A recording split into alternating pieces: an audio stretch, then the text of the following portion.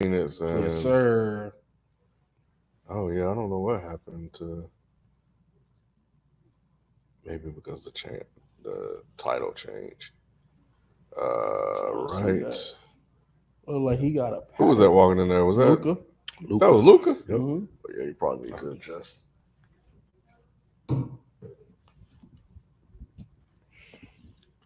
What up, everybody? Waiting for folks to file on in. What up? What up, Rob? Let me go ahead and get the rundown here. Walk in with the defunct show t-shirt.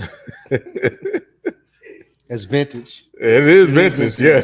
It definitely is. That shit pre-pandemic. It's it's like you can only. I would just say, yeah, man. I'm an Ice Cube fan. That's it. Yep. Yep. All right. Okay. All right. Let's go ahead and get started. This is the place where sports opinions collide. Dead in sports. I'm your host, Kenneth B. Joining me on the show, we have FIFO. We have Shelton. What's happening? And Spike. What up, though? We are in NBA playoff season. Man, you see the attire? Hold on, let me get down. Showtime of the year. You know what I'm saying? Yes, sir. NBA. Yep. So we definitely gonna discuss playing games, of course, where we left off, and get into some of the scenarios that have played out so far over the last day or first couple of games for some of these teams. It's not looking good. Yeah, but before we do that, though, I want to see what Shelton has to say about the fight of the century. He said, hey, I laughed at myself when I went back. You said that? Yeah. Wow. No, listen. Y'all don't laugh at me. Don't laugh at me. Hey, you know how when you watching something and it's good because it's like, oh, this is awesome. You know, because I'm shocked that Devin Haney's losing.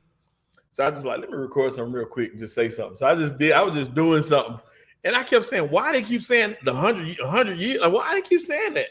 I didn't even know I said that. I thought I was saying the fight of the year. Decade.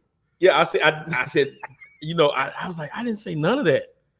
And I kept saying, why they keep saying that? Like, he don't watch boxing. Shit, I'm like, yes, I do.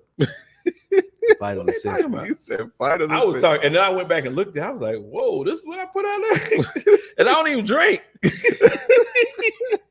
How big of an upset was it, though? It was a huge upset because everybody, including myself, and that's why I was so shocked. And that's why I made the video, because Ryan Garcia has played crazy this whole time. He's playing I was gonna say he's gave you no indication to think that he could win this fight. Right. And that's what I'm saying. I was watching it just out of pure ain't nothing. Because you watch boxing. Yeah, because So I'm like, okay, well, we're gonna watch this fight. And I'm sitting there thinking, like, he has no chance. Man, that dude Garcia kicked his ass. He did. You know what that fight? Cause I didn't watch the whole fight, but I saw the highlights. Uh-huh. What I took from the highlights, he learned a lot from the Gervonta Davis fight. He did. You know the biggest thing. He applied it. Yeah. The biggest thing is, as well, is that he didn't dehydrate himself so heavily, trying to make weight. So I think he had to pay like. But he didn't make weight though. No, he didn't. That's why. He was over. Would there have been a title exchange if he had made weight? If he had made weight, then he would have won the title. But he had to pay Devin Haney $500,000 for every pound he was over. He was over 3 pounds. So they had to pay him $1.5 million for being overweight. How you lose and win at the same time? Oh, but he didn't care. He didn't care. He won, to be honest, because now he's the A card. I mean, but you think Haney would give him a rematch? Would he give Haney a rematch? Well, Haney still got the title, don't he? It ain't about the title. It is, though. No, it's really not. So now, once again, Ryan Garcia is the ticket now. So he's the pay-per-view matchup that everybody wants to see. So that's really all he was trying to solidify, was the fact that he's now trying to be A card. Yeah, that's he it. Don't want that belt. Yeah, the belts want that belt. Belts really don't mean nothing, man. To be honest, the belts belts don't really mean much. That's why you see so many people vacating them, because they don't really care about the belts. It's about the pay. purse. Yeah, the purse. Gotcha. And getting that A-side money. So that he's the ticket now.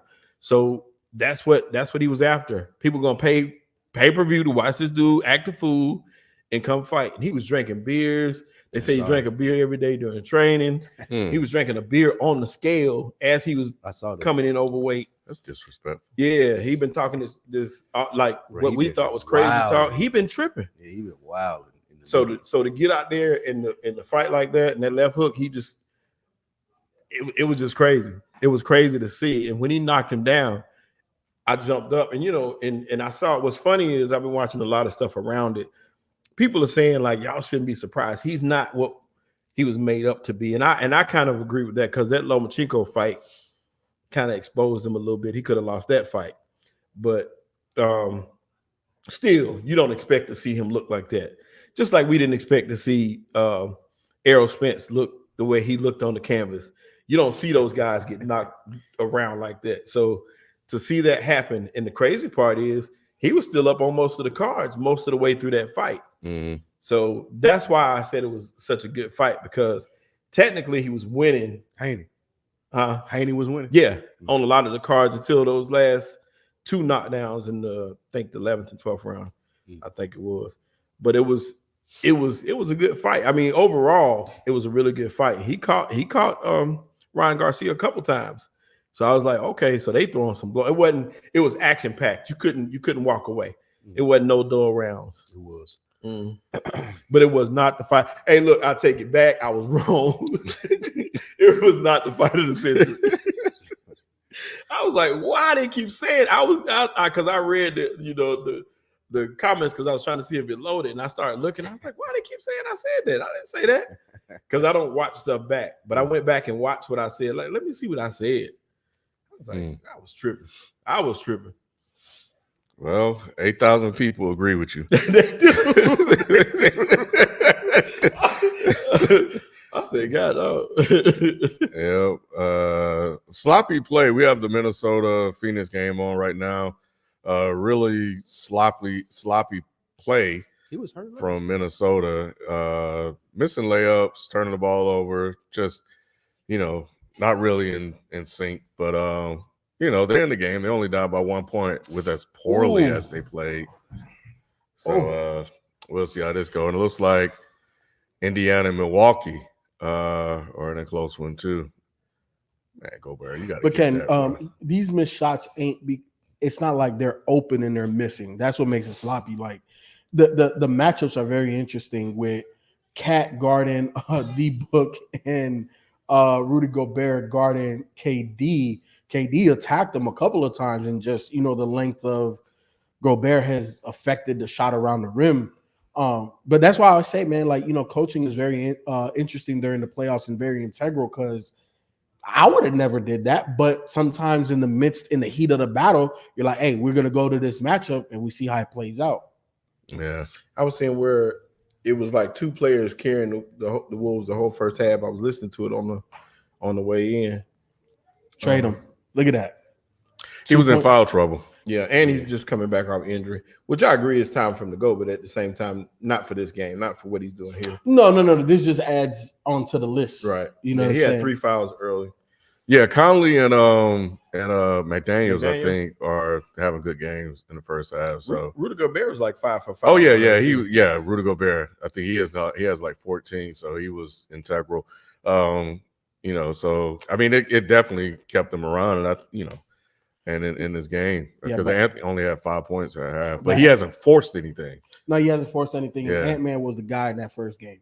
Mm-hmm. You know what I'm saying? When we talk about becoming a household name, elevating your status in the league, that's the type of performances that we talk about. Correct. And also, again, it lends to my theory of 3 to 5. What year is Ant-Man in? Number 4. Mm-hmm. It takes 3 to 5 years to honestly understand who they are, what they're going to be. And we see that Ant is on that trajectory of being the guy in the NBA. Is he it right now? No, but a good playoff series, a playoff series win elevates his status. And with performances like he had in game 1, you know what I'm saying? Like, those are the type of things that we were talking about signature shoe and this, that, all of the stuff that goes off of the court that elevates that. And I like the fact that he's not forcing stuff. A lot of times players that are young like him and who are told all the time that you're next up, they force the action to try to create something to make something happen. He plays within the flow of the game and picks his spots as to when he needs to step up. That's huge for a young player because they don't know how to do that. But here's the thing, though, right? He didn't do that year 1. No. He didn't do that year 2. He started doing it year 3, and now we're in year 4 because the evolution and the maturation of a basketball player, one of those steps in becoming a better player is efficiency and understanding time, score, possession, when to take over, when to force an action. Because when you are a top 2 option on your team, at times the team needs you to take 4 shots in a row. Like the team needs you to do that. But it's the younger players that haven't gone through that it's not the right time or the right place for you to do that, and they force it. Right. You know what I'm saying? But Ant is definitely on that natural progression of being arguably one of the best players in the league. Got to make that. Thank you. Okay, FIFO. He's stepping up now. That's 7 in a row. As soon as you said that. Yeah. Trey Towns. Towns like, or as the kids saying, nah. Yeah. Uh-oh. KD showing up.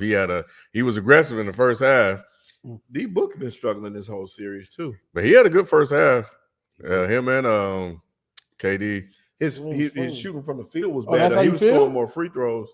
He was 7 or 8 from the line. But yeah, he struggled in the first game. 2 for 7, 2 for 8 in the first half in this game too. Yeah. So his shot got to start doing that. That's what he's got to do, and they got to make those shots. That's exactly what they got to do is penetrate and kick. Because Bradley Beal should eat more than anybody else in the league. He done. You think so? He should be eating. I don't think he's done. It's just the way that they're constructed. They went for talent versus fit, and that's what we're seeing at times. Mm-hmm. Why they struggle. Look, prime example: Boston last year. What did I say about Boston? They needed a point guard. Marcus Smart was not that guy. This offseason, they went and got Drew Holiday, and we're seeing Jalen and Jason fit better now because they have a guy to make everybody else work. You know what I'm saying? Booker with words for shelter. He heard me, didn't he? But that's his game. Yeah. Bradley Beal should benefit from that, though. Like I said, he should have the most open shots of anybody in the league. You got KD on one side, Book on the other side. Every time they collapse down on them, because they collapse, and if they come in anywhere near that lane, everybody's coming in. So that means you got wide open shots. So you got to make those shots. I get the heat check by Towns, but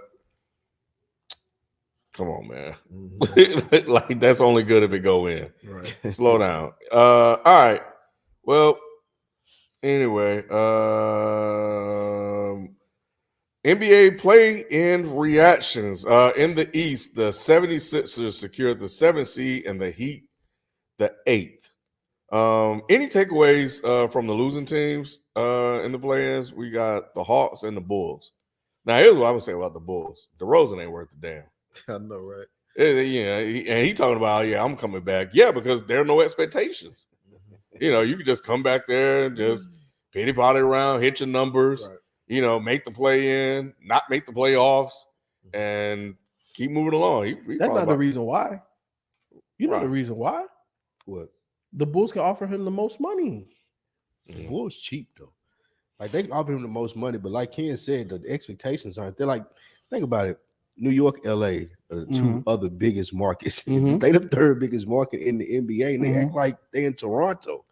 They paying DeMar DeRozan to come every year and put us in the play-in game and hope we make the play-in game. If we do, cool. If not, hey man, we won 45 games. This is the thing about the NBA, right? Which is different than the NFL.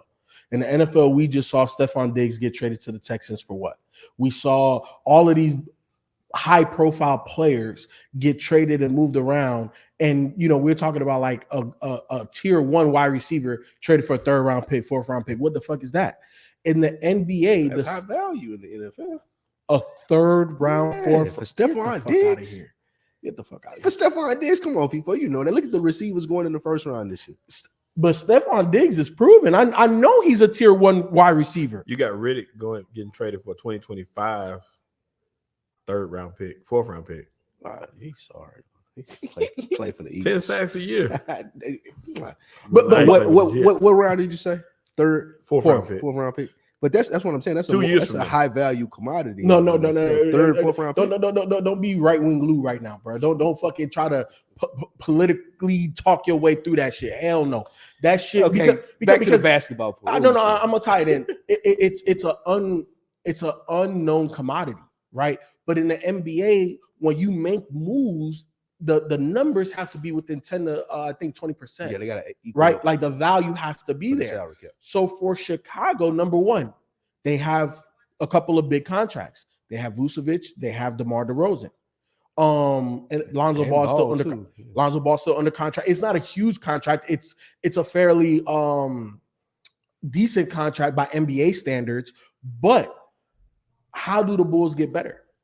But look, you would agree they've checked out though, right? Since they won with Michael and they got their 6 titles and they never expected to win, they don't care. Like, I disagree. I disagree. They won since then. They won with Derrick Rose. Exactly. They didn't try. That's what I'm saying. They did. They lucked up on Derrick Rose. They didn't even put anybody around him to they make him did. better. And he Yes, got they hurt. did. They couldn't even They drafted Jimmy Butler. They had Lou Aldain. They got Joe Kim Noah. What are you talking? They went and got Carlos Boozer. And then they fired Tibbs when they started winning.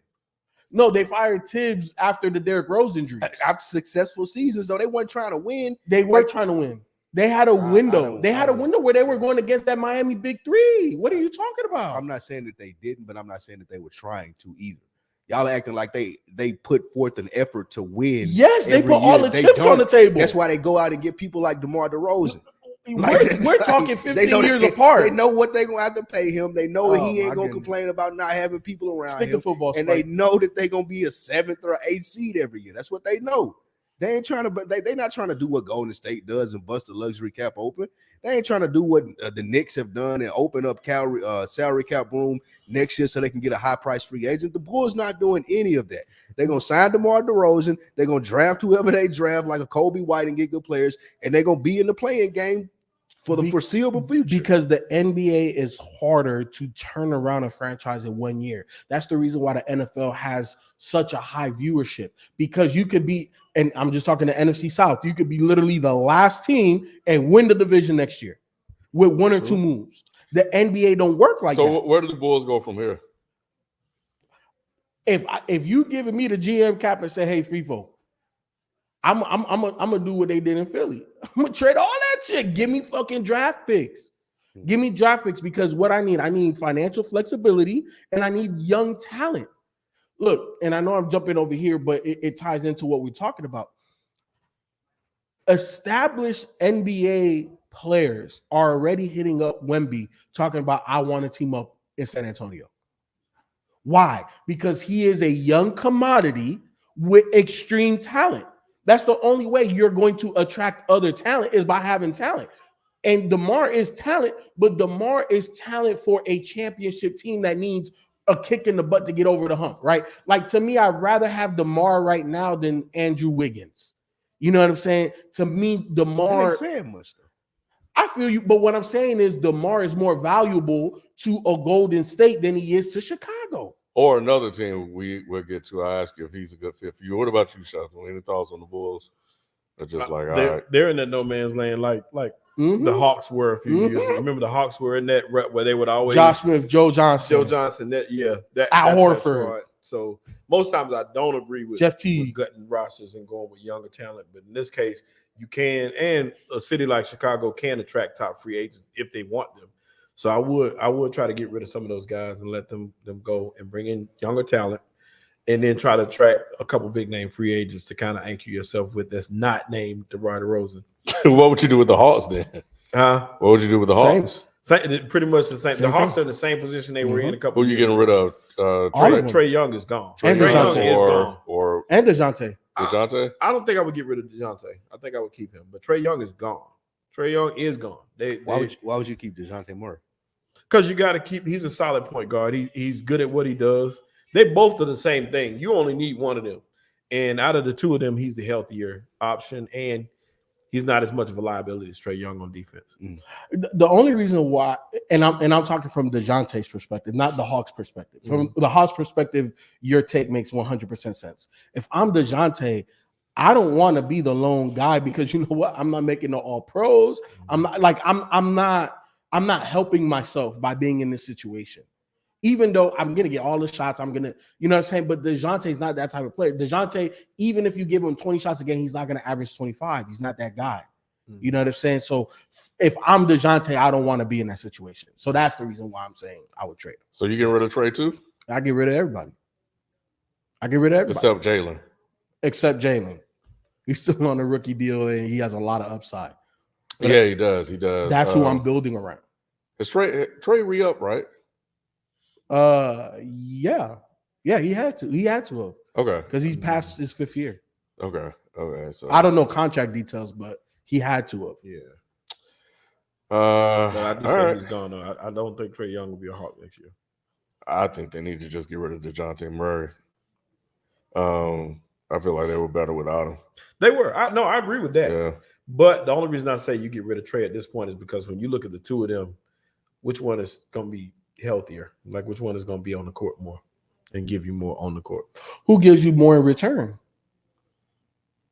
Trae Young. Exactly. That's the reason why you got to go.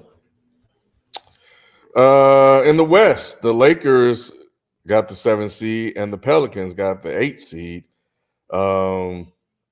Any takeaways on? Let's start with the Kings. We'll get to the Warriors. I was so disappointed. Same thing with the Bulls too, because I figured they were, both of them came into these games understanding that you need to win to advance, of course, and you're playing a team without their best player. And the Bulls were at home, weren't they? No, they were in Miami. They were in Miami. But both those teams are playing teams without their best player. So, and both teams were hot. Sacramento was looking real good. Chicago was looking real good. So all you had to do was go out there and win the game. And both of them laid an egg. And I was really disappointed in Sacramento. I thought that Fox and Sabonis would show up and just really carry their team to victory. I also thought some of the others would be able to step up and do it again. Murray had a great game the game before. So I figured it'd be Barnes this time or somebody else this time. But still, I figured they had enough to at least get in. Yeah. If we're going by FIFA's 3 to 5, Murray's in year 2. You can see the ups and downs.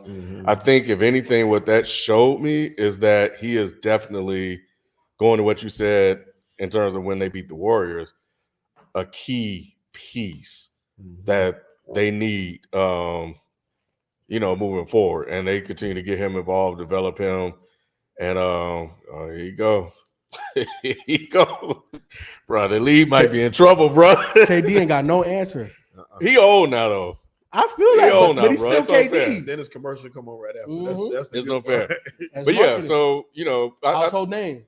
That's how it happens.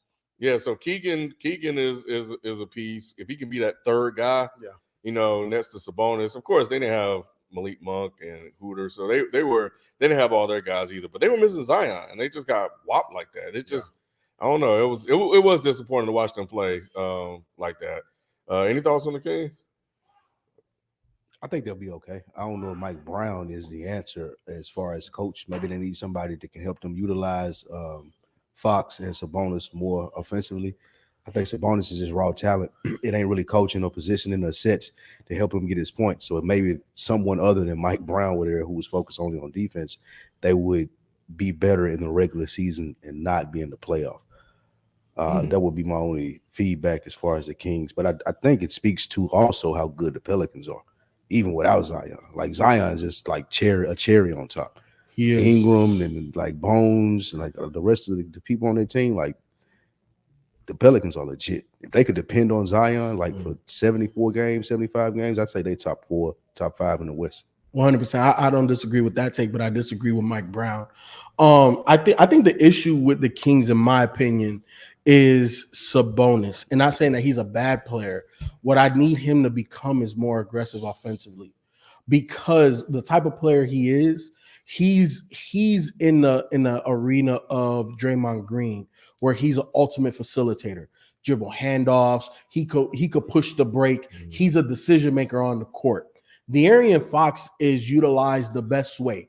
Push the damn rock. He's one of the fastest players in the NBA, and he has built upon his game. He has a float game. He has a three-point shot now. He got mid-range. He's a 3-level scorer, right? And the best part of his game is open court. Now you have a power forward / center. NBA is, transient at the moment. However, Sabonis has to be more aggressive with taking shots, right? Because then the way that they're constructed, they don't have another true bucket getter. Nope. I love Tegan Murray, and he is a championship role player, potential all-star, right? Like if he continues to grow, because he's only in year 2. He's only in year 2. Right. So I don't know what he is. He hasn't even hit year 3 yet, in my theory yet, right? So I don't know what he is. However, they need a bucket getter, right? When you look at, the foundation of what a dynasty is in the modern era, Golden State, Steph Curry, De'Aaron Fox, different guys, but they're the engines, right? Like you build it around them.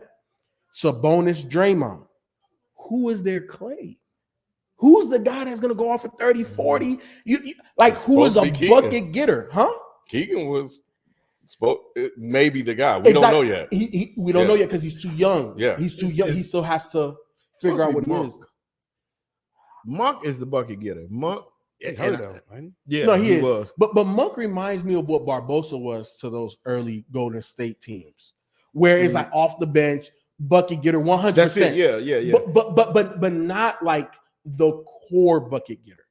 Like you're the cherry on top. Yeah, Monk. What is he?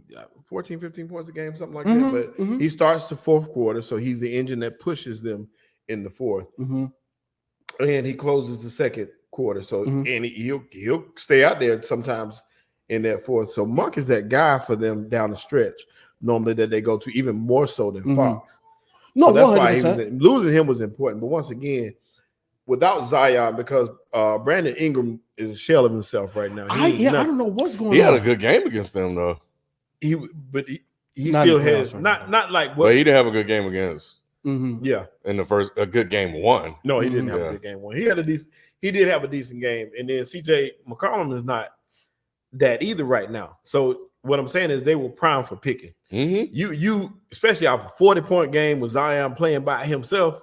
All you had to do is go out there and play your basketball. There's no way you could have told me that New Orleans basketball was better than Sacramento basketball.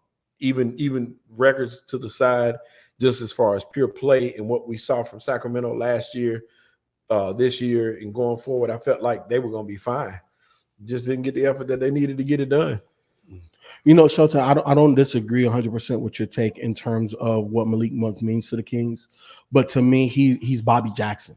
He's a Bobby Jackson tier guy. That's my dude. Right? Because you look at the Sacramento Kings of that era, he started the fourth, he closed the fourth, like he was the guy. And those type of players are integral to winning, but you got to be able to win without them. You know what I'm saying? You got to be like, you can't rely on Malik. If Malik Monk is the difference, you're not a championship team. You know what I'm saying? Yeah. And to me, the Sacramento Kings right now have 2 guys that are very high level guys. And Tegan Murray is coming. Again, we don't know, because right now the way that they're utilizing him, he's more of a catch and shoot off the ball kind of guy. What I'm talking about is the same thing I talked about the Memphis Grizzlies, prior to the whole John Morant gun, all of this type of stuff. But they need a bucket. They need a guy. Hey, you know what? We went 3 possessions. Here you go. Take the ball. Go get us a bucket. Oh, damn. You hit 2 in a row. You hot. Feed him the rock until he miss. You know what I'm saying? They don't have that guy. And that's what they're missing. You know who's missing? Go ahead. Talk about it, kid. Talk about it. The Warriors. Dang. Woo, Spike sat up here, argued up and down. Steph gonna put 50 on somebody, and this, and the Warriors could just plow through OKC, this, that, and the other. I'm like, and we, it's just like, nah, they couldn't even beat the damn Kings. But they out of here. The Warriors out of here. and they got a lot of issues. I think Clay didn't make a shot in that game deciding game. He no points. Yeah, it was rough. It was bad. Shelton, are you finally ready to let him go, bro? I asked him you were holding on, bro. I was holding on. Ken, I was holding on, man. I said, man, y'all don't know Clay like I know Clay. I said, man, just believe the next one Clay gonna go He in. can do it Clay. this time. I promise he can. Oh man, that was bad. That was pretty rough. And then I'm talking about all the way around. It was they brought nothing to the table. It's time to shake it up. It's definitely time to shake it up. I saw on AP where they were saying what did Steph have to say after the game to Draymond. Draymond came with to Steph and he was like, "It ain't over." I'm like, it's over. I wish I was it's there. Over, I'd be like, hey, it's over, bro. Yeah. Hey, it's over, my nigga. Nah, it's a wrap. Yeah, it's time to move on to greener pastures, man, because Clay ain't gonna get it. Clay is better off somewhere else, like helping a team like New York or somebody else like that. Orlando, San Antonio. Places like that. Yeah, it's time to move on from Clay. I understand. Trying to move on from Wiggins. Oh, definitely time to move on from Wiggins. He's done. But they just paid Draymond, right? Yeah, but you can still move him though. You still can move him, but I don't know who want him. You think? Very small market for what he brings to the table. But I think if you could put him in the perfect place, where would you put him? I think he works in San Antonio. I think he works in. I wouldn't want him in San Antonio. No, Why? I wouldn't either. Wemby too Him and fragile. Wemby might fight, He don't need to be in there. I don't want no Wemby. Jordan Poole situations, bro. Like, Nah. it's hey man, look, hey bro, What are we talking You ain't- about? it's on you his ain't messing resume. up I my don't game. want him bullying my new rookie. You or ain't nothing messing like up that, my bro. young Look, man. first of all, hell no. Popovich ain't gonna let that happen. He I needs don't to know. be I don't know somewhere. that Draymond might be that crazy. Like, I don't know. The reason why I say San Antonio is because they need a facilitator, and with Draymond still has gas in the tank. I like him and Wemby because who's the 4, who's the 5? Like it's interchangeable. So I like, and then one can be on the bench, one can, you know what I'm saying. I like what that can bring to the table. I like him somewhere like there, like Phoenix. If you can convince him to play with KD, they need an enforcer, somebody in there. I don't disagree. He getting ripped. But I don't know how they financially fit that though. Because already with 3 max contracts and you're paying Eric Gordon, I don't know how financially you make that work. Right. Especially now with the even stricter tax laws in the NBA. Let me think. Where else does he fit, Ken? Donovan Mason with the super chat while we're talking about it said Clay went 0 for 10. Get him out of there. Out of here. Man, Clay. Yeah, that's rough. Clay was rough, bro. Who's on this panel talking about Clay Ben needed to go? I said Clay needed to go at the trade deadline. Yeah. After who? At the trade deadline. I always tried to shoot Clay some bail. I felt like he deserved the shot to get. He fought so hard to get back. I thought it meant more than they just paid him for that, Huh? He didn't do that for free. They paid him for that. Like, he got paid 2 seasons without playing a game. That's crazy. Yeah. That's crazy. But he fought so hard. That's He was real. an inspiration. I thought, he meant something to those guys. And I thought his presence alone would kind of propel him. But we should have known when they moved him to the bench and Pozinski was playing better than him. We should have known at that point it's time to move forward. Shelton, when you talk about presence, and what I use for my example when I was talking about around the trade deadline to get rid of Clay, when he got back, it was a game against Brooklyn. And Steph got it cooking. You're saying the team was playing good. Steph, I think he hit like 3 or 4 threes in a row. And Clay is on the bench soaking. That was the moment that I realized, you're going to get a statue when your career is over and done with in front of whatever arena name is in San Fran or wherever the hell they may move to. But right now, your mentality is not about team success. And in the NBA, especially if you're struggling, the greatest teammates always talk about it. Be a great teammate at bare minimum. And he wasn't being that. If you can't go out here and be who we know you are, because the thing is that we know your resume, dog. We know you a splash brother. We know if you struggling, you struggling, but you gotta be there for your team, and he wasn't. Got to move on. So do you think he has the attitude to go somewhere like a San Antonio and do what you're saying that he could do? I think, and I agree with 100% Gilbert Arenas. Like this stage in Klay Thompson's career, he's Steve Novak. He is Kyle Korver. Though? Do you think that he know that? I don't think that he knows his that. agent need to tell him that. The organizations that are vying for his services need to tell him that. In need to be very clear with him. This is your role. But here's the thing, though, Spike. Partly because of his own game, he should know that. He's not a dribbler. He's not a playmaker. Yeah, he's not a post-up guy. Right. And the D gone, too, Paul. You didn't think about it. You had to catch it in the moment. Yeah, and he don't play defense like he used to. So yeah. So it's like, bro, what are we left with? We're left with catch and shoot Klay. Yeah, so the future, because they gotta start thinking about life without Steph too. At some point, like next year. So you. I don't think it's gonna be that. They're not gonna move on from stuff that quickly. No, I'm not saying they're gonna move on from, but whoever's running this got to start game planning. Yeah, so now you got to be like, okay, year 2, 3, like how long does Steph have and who's up next? Is it Kuminga? Kuminga can play, but he don't look like he's the guy. Paz is a role player at best of what I've seen. Mm-hmm. They don't have anything in the tank. But Spike, you weren't here, but I remember a couple of years ago when Bob Myers said they were light years ahead. Mm-hmm. Yeah, light years ahead, bro. Mm-hmm. Yep. They might go back to purgatory if they don't figure this thing out. Well, it's not even purgatory. They're in the lottery. Lottery doesn't mean purgatory. Lottery means that you have, depending on how good you are or how bad you are, how high of a draft pick you are. But purgatory, Ken, is when you make the 8th seed, when you make the 7th seed, but we know that you're not making it past the first round. That's purgatory because you're good enough to be in the dance, but you're not good enough to do nothing beyond that first round.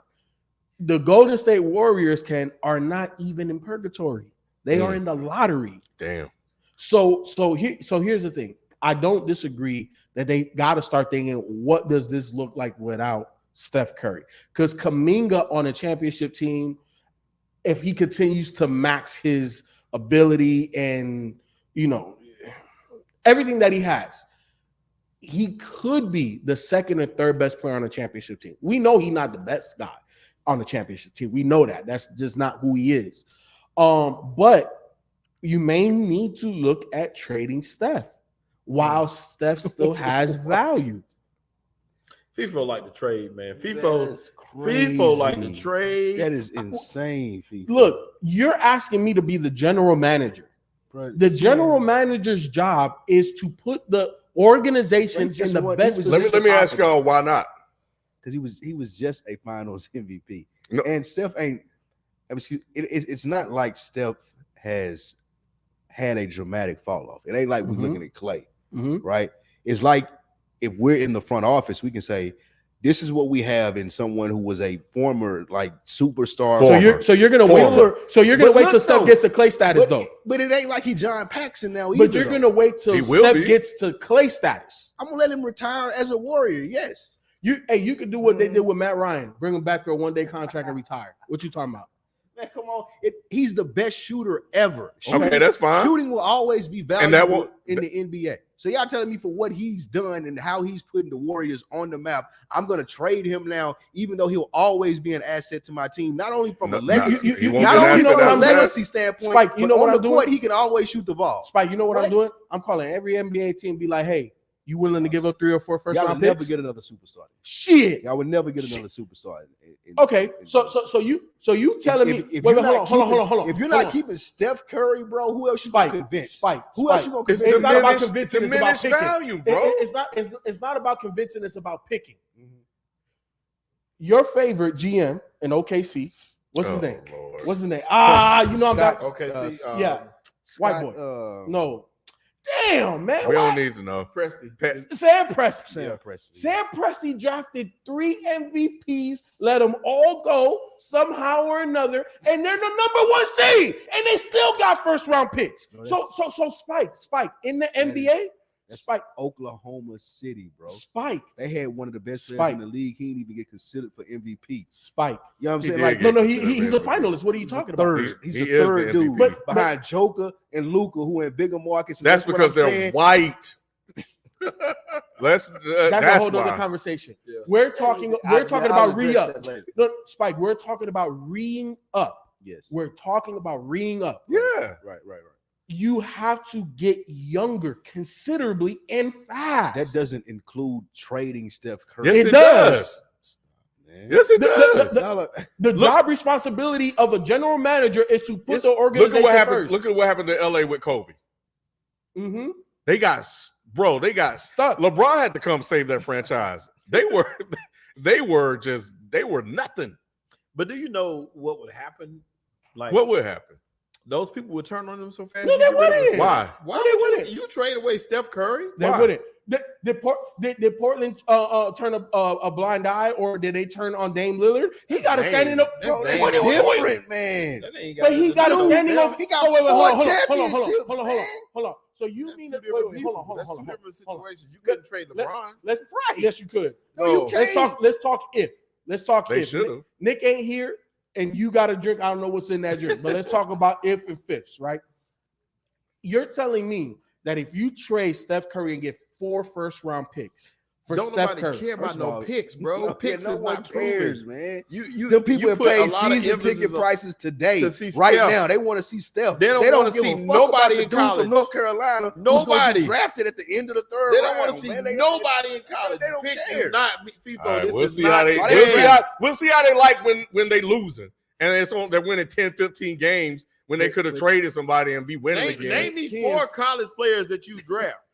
Ken FIFO, it's not like they can't make other moves. Y'all are what are starting. the other Y'all are moves? starting. What with, are the other let's moves? trade Steph Curry. No, you can't that's start not what. there. That's not what I started. That's where you end. No. What I'm saying is 2 years from now, Yeah. right? Like one of the greatest general managers in all of sports was Bill Belichick.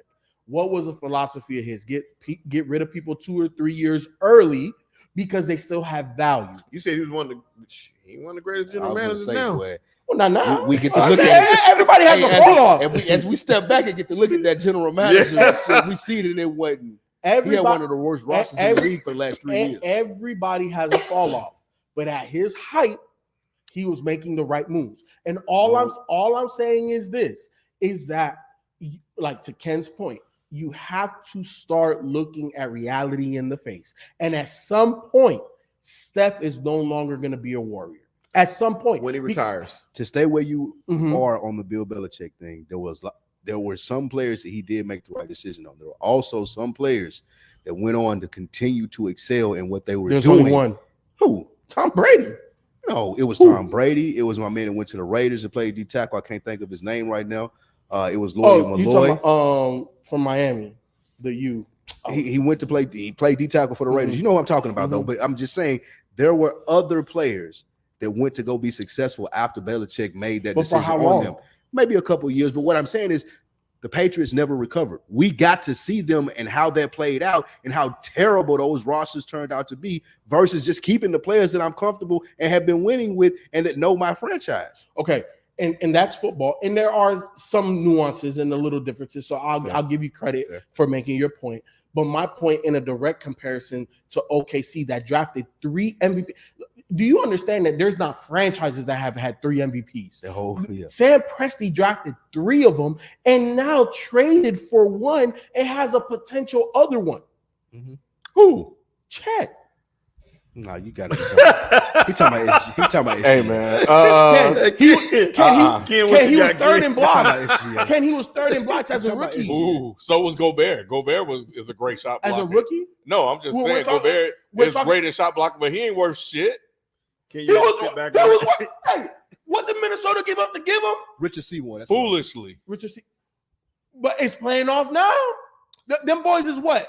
Minnesota is what now, Ken? They done figured it out. At the end of the day, my point is this, is that I understand, Shelton, Spike, it is an unpopular opinion, but it's reality. It's reality. At some point, Steph ain't gonna be there. Yeah, when he retires. Nah, because again, wait. So y'all would rather let Steph retire and go back to the bottom of the league? But why would that happen though? If I built what do you mean? If I built this team with Steph, with Clay, with Draymond, if I put this in place, if you just a few years ago said, let me pause you. There's still contracts on the roster, correct? Yes. Clay is technically, as of right now, obviously, he's still on the roster. Draymond is still on the roster. Wiggins is still on the roster. We talked about that. If I get rid of those guys, I still have to take something back, right? So that means that I'm not going to reduce salary. I'm not reducing salary, dog. Okay. So that means that I'm trading Wiggins for 3 mediocre niggas. That means I'm trading Draymond for a pick and 2 mediocre niggas. That means that I'm getting rid of Clay and a signing trade and getting mediocre niggas, bro. What is we talking about? So you're going to have a whole roster of mediocre niggas with Steph. And Steph is going to average 30 and you're going to be out of the playoffs. And look at how, like this year. And they had Dre and they had Clay and they didn't make the playoffs. Okay. Now imagine a bunch of fucking Kamingas and Potts, Zinskis, and anybody up Moody's on that team. And this is why I'm saying you have to Y'all gonna be mad. You have to trade salary for future commodities because that future commodity is cheaper and potentially better talent than what you have right now. That's the only way you're going to turn it around. I just still think that for now you're not giving up on Steph till that's the last minute. Once again, how many years you got? How many years you giving him? I say you give him at least 3 more years. And the only reason I say that you giving Steph this much time is turn into CP3, bro. But the people are there to see Steph. Steph is the Golden State Warriors. You take him out of there. I'm not coming there to see. Y'all are saying trade these people and getting back like mediocre players. Yeah. Then who are the Warriors at this point? I'm not playing. That's the question. That's the question. I'm not. If I have Steph, I still have that. No, you don't, because you have Steph right now, and you're not a playoff team. But you got butts in the seats. And that's another aspect of the business. They just built a new stadium, and that's what Kobe. That's what the Lakers did, right? And the Lakers, and that's a good point because the Lakers are the Lakers. Yes, they're a team that we talk about. They're a team that always sell out, and that's what the Warriors are looking to be. Bro. Nobody was really talking about the Lakers when they were. I'm just talking about from a business Kobe standpoint. Was scoring 81 points. It was still Kobe. I'm talking about after Kobe left, and they couldn't figure out how to draft anybody and win anymore because they have Mitch Kupchak. So I'm gonna ask you this, Shelton. So you cool with keeping Steph until he retires and going back to winning 10, 15 games a year? You would hope that wouldn't happen. You would hope that you can attract some talent to come and hope play. It's not a plan. It's not going to happen. No, but I'm not gonna go back and just rely on the draft. I'm not trading for draft picks. That is not the answer. That's not the solution. You're not going to draft 80 to team. 90% of the dynasties that have happened through the draft. But in 2024, you're not going to draft a championship team. It's not coming that way. It's not 100% through the draft. What I'm saying is you have to draft the foundation. You have to draft the foundation. Golden State Warriors, what was their foundation? They drafted Clay, Steph, and Dre. And then they added pieces on top of that. So what I'm saying, I'm not saying that you're going to draft a dynasty. What I'm saying is you're going to draft the foundation of a dynasty. Right? San Antonio, they're not a dynasty because they got one guy. They have the generational guy. But what if they hit on this draft again? And then now they have salary cap room. Why? Because when you draft somebody in a lottery, right, that's not a top 3 pick, they have 3 to 4 years. I think it's a 2+2. They have 4 years of rookie salary. Shit, San Antonio had David Robinson and ended up drafting Tim Duncan. Mm-hmm. And so they ended up drafting their guys. Warriors drafted their guys. No, wait, hold on. Stay there. Who else did they draft that continued the dynasty after the Twin Towers? Ginobili, Tony Parker. And Tony Parker. Exactly. In the draft. So again, and that was exceptional scouting because they were going overseas before everybody, and they had tanking because they tanked. Well, no, they drafted TP late. And they I was talking about when they got Tim Duncan. No, 100. Yeah. Well, David Robinson was hurt. I know he got hurt, but then it was stories that they just started the team. But anyway, that's neither here nor there. I would close on the difference in that I think is San Antonio, and you can get away with that. You can get away with sucking Like you have to suck. Like pause. But Golden State can't do that. Yes, they can. You know and why? Because Golden State before the dynasty was trash. Thank you. But they ain't Yeah, trash but they right not now. trying to They go got back, butts in bro. the seats They today. just built a brand new. Wait. No, say that again. They're not trying to go back. All right. So why would you trade Steph to go get some valuable assets? I need a face in the seat. This is comparable to Yeah, Boston. that's it. Boston did the same thing that you're saying. Didn't Boston draft their guys? Yep. They did. They're right. You're right. But how long was Boston irrelevant before they got to what we see them right now? But you know what though? From that time, But Spike, you're playing the short game. Yeah. You're playing the short game. It's not. Yeah, it Yes, is. From the time that Paul Pierce, Kevin Garnett, and Ray Allen left to where we have now with Tatum and, and Brown, those were the draft picks that they got for those people from the Nets, right? But it's Boston. We have 13 banners in the Raptors. We can do this. Like, because we're always going to have a fan base here for us. Golden State don't got that. They just got good in 2015. And you want to send So them people back to who are being now bad. supporting them, they ain't gonna be like, "Oh man, ain't no Steph Curry, ain't no y'all just got mediocre people out here. We They're supposed to not coming wait out for 5 years. I'm not coming to the new stadium. I'm Right. not What buying makes- jerseys anymore." And that's what Golden State has gotten used to, and they're gonna continue to stay on their plan of having at least a face in the building that Correct. they can sell. So You're without Steph Curry, you're irrelevant on that Yeah, that no LA one cares train. about Golden State In anymore. California teams, Golden State is 1A to the Lakers, and it has nothing to do with what honestly, it's happens not. other than- It's not close. The Lakers are still by far number one. that's why I say 1A. No, it's still 1A. And the only reason It's I not say an A. it is one an and A. two. Because It's the one only Where's reason- the A? The only reason I say it's A because when you talk about getting a ticket, most kids and most families want to go see Steph play. That's They true. want to go see Steph Steph. got the number one. No, it's jersey. not. They like I Steph said, got they're the not number the one Lakers. jersey Lakers in the number league. one. But what I'm saying 1A is because when you talk about people going to see somebody play, everybody wants to go see Steph. They don't care about no Golden State. Where anybody going to see Wiggins? Nobody came to see you. I Otis. understand that, but I feel like y'all's talking points are coming from a fan's perspective and not from the organization. Nah, my No, talking the points are coming organization from an perspective owner's is we have to put perspective. butts in the seat. Yeah, I'm talking We from just an owner's built a perspective. The brand- fans' We perspective just built is one of the let me most ask you something. The fans' expensive perspective is basketball win. arenas in the history of We're the talking sport. money. Who's gonna come watch Let me us? ask you something. Let me ask you something. As a business owner, yes. if an analyst comes to you and says, "Hey, look, we're on a downward trajectory. Mhm. If we sell off assets now and we're bad for 2 years, we're going to be great for 10." You're going to say Can you no to guarantee that? me Yeah, that you we're can't gonna be great for guarantee 10? I can guarantee you. We'll be better No, than where we are no, now. you can't. No, And what I can guarantee you is that if we don't make this move, we're definitely going to be bad for 10. But are people still going to Be- come because if we don't there's- make this move? Am I Yeah, still but going it's to make over money? in 2 or 3 years, Spike, and we just going to be sorry. I don't know that. Oh, we do know that. I 'cause have the same, but we that's kn- the same. we know that gamble. because I'm the- taking the same gamble. You're 10 not. years or 2 No, years. no. Right, Wait, hold on. We do know that we're going to be sorry because the asset that the diminishing asset, the depreciating asset that you're holding on to Sorry, man. will eventually leave. And I'm going to be left with nothing. Exactly.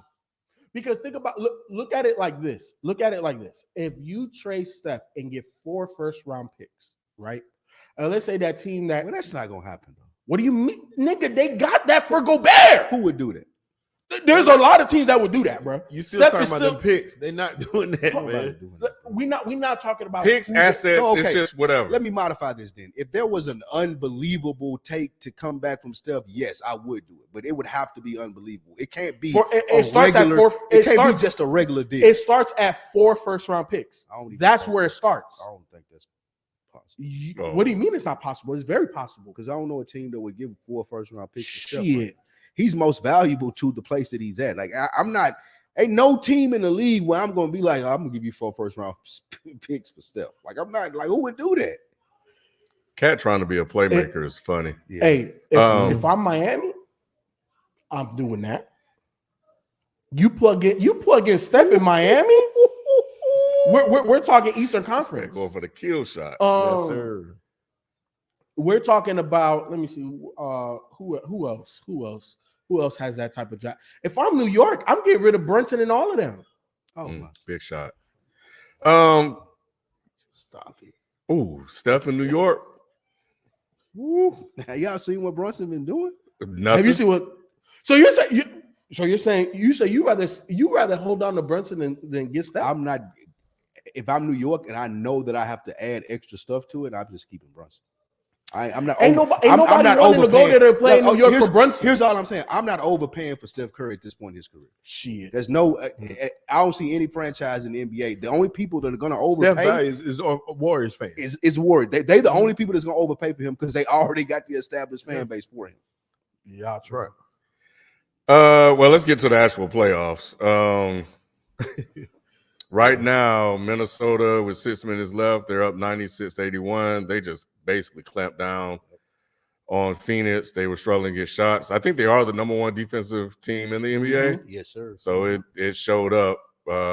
Game's not over, because it's pretty much over. It's over. Yeah. Well, I mean, you know how it is, man. A couple of threes here, there, So. True, but just the way that they've been playing, Ken, like you said earlier, they're missing layups, they're missing shots in the paint, right? The Minnesota Twin Towers are affecting shots.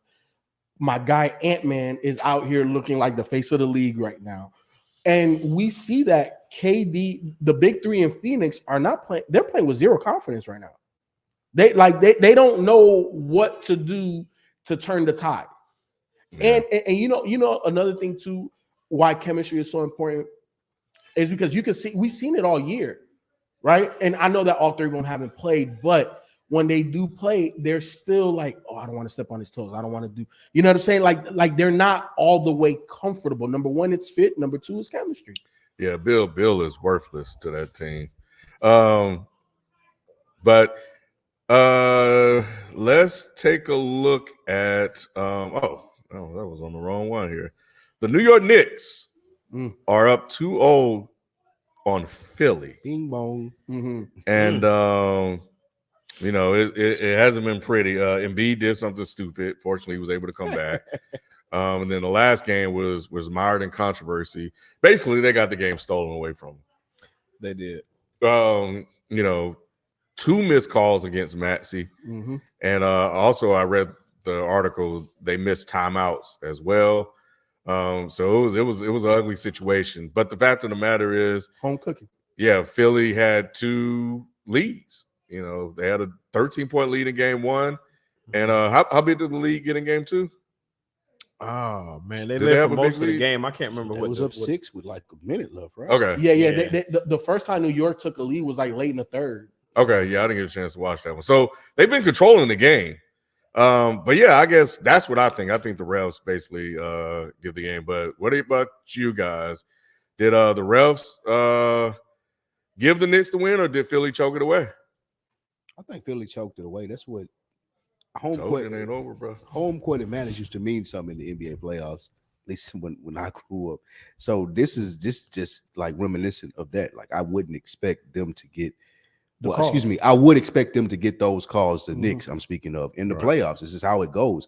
The refs are humans. They're emotional. You can tell from the crowd that they react sometimes, even though they're not supposed to. So, no, Philly just lost these games. New York did enough to win these games, and they got some home cooking. I agree with that as well. You got to make plays down the stretch, and you got to step up defensively. If I need one stop, then I should be able to get that. Oh, man. What is he doing? Hey, he went and got a foul, Ken. Oh, man. Gobert, a real life troll. He really is. Insane. Well, I don't know which one. Is it him or Cat, though? Troll. Which one is the troll? Is it him or Cat? Even him more so. What was it? That's an awesome save. That's an awesome save. But what do you get a ball to Ant? Just hand that to Ant and get out the way. Right there, bro. Ant was like, the best player. Or why not? He's like 7'1", 7'2". He should have dunked that. Give it to him and then go back. No. Just take 1-2 dribbles and go like this. Who the fuck is blocking that? Just back on. He tried to finger roll, bro. He tried to finger like what? Yeah, it's just it doesn't make any sense. Like these games, like everybody knows it's the saying, game of runs. Mm-hmm. So you don't want Phoenix to all of a sudden get confidence back by you doing something stupid. They just turned the ball over, so they trying to get back in the game. So they just turned the ball over. Here you go doing something goofy. Anyway, 5 minutes is a long time. Mm-hmm. But yeah, anyway, were you done? Yeah, I'm done. Okay. What's crazy is, we grew up in the area where we watched the Patrick Ewings and the Keem Olajuwons, where they could pull up from there and take Oh, that little yeah. jump shot, as opposed to if you don't get to the basket, you're not gonna score. Yep. So I miss that. That's the lost art for centers. They either trying to shoot threes like Joel Embiid. Yeah, Cat got it. Joel Embiid got that. They can shoot Joker. They shoot threes. They don't shoot it from Joker where he should have taken that shot from, like the elbow or right inside the paint. Look, that looked like remember a couple years ago, Ben Simmons At least he hit against the Hawks. Look, when you are 6'7" and up, and there's a dude shorter than you at the rim, you just put him in the rim. Hey, maybe he's been watching Wemby. It was like, Try to pull one of them Wemby I can do moves. this. He's not that skilled. Oh. But talking about New York, Ken, I think it's a little bit of both. I do think it's New York home cooking, but Philly also fumbled it as well to a degree. I know in our chat I put Philly's going to win this because the eye test to me shows me that in that first game, Embiid went out for a little while with his knee tweak, and Philly was still in it. Maxey, shout out to Maxey, he won Most Improved Player of the Year this year. He's balling, and you're seeing him flourish, but he's not enough to overcome even the Knicks. But with Embiid in there, and Ken, I remember before the playoffs, you were asking me like, how's he gonna? I said, I don't know. Mhm. But when he's on the court, he still look. He's not as explosive. You could tell that he has an ailment. But Embiid is still impactful, and to me, that they should win this series. They need to go back. Yeah, down to him. Yeah, It's just home. They just protect. yeah. They got a just took chance. home. Yeah. Like that. This That's happens all all. the time. Exactly. Go ahead. What Philly needs to do is take their two at home, go back to New York, tie 2-2, Get one. and just get one. That's all they got to do is just get one, and they could have got one of the first two. Could have got both. They could have got both. This could be a totally different series. The crazy part is when Embiid comes off the court, they completely drop. I forgot what the plus minus is with him off the court, but it's nowhere near the same thing.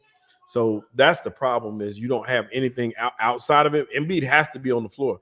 Like they set him down late in the third. They had to bring him back before the fourth quarter started because they were losing that lead last night. And he's playing a ton of minutes and he's not conditioned. That's the biggest thing is his condition. Who you think winning the series?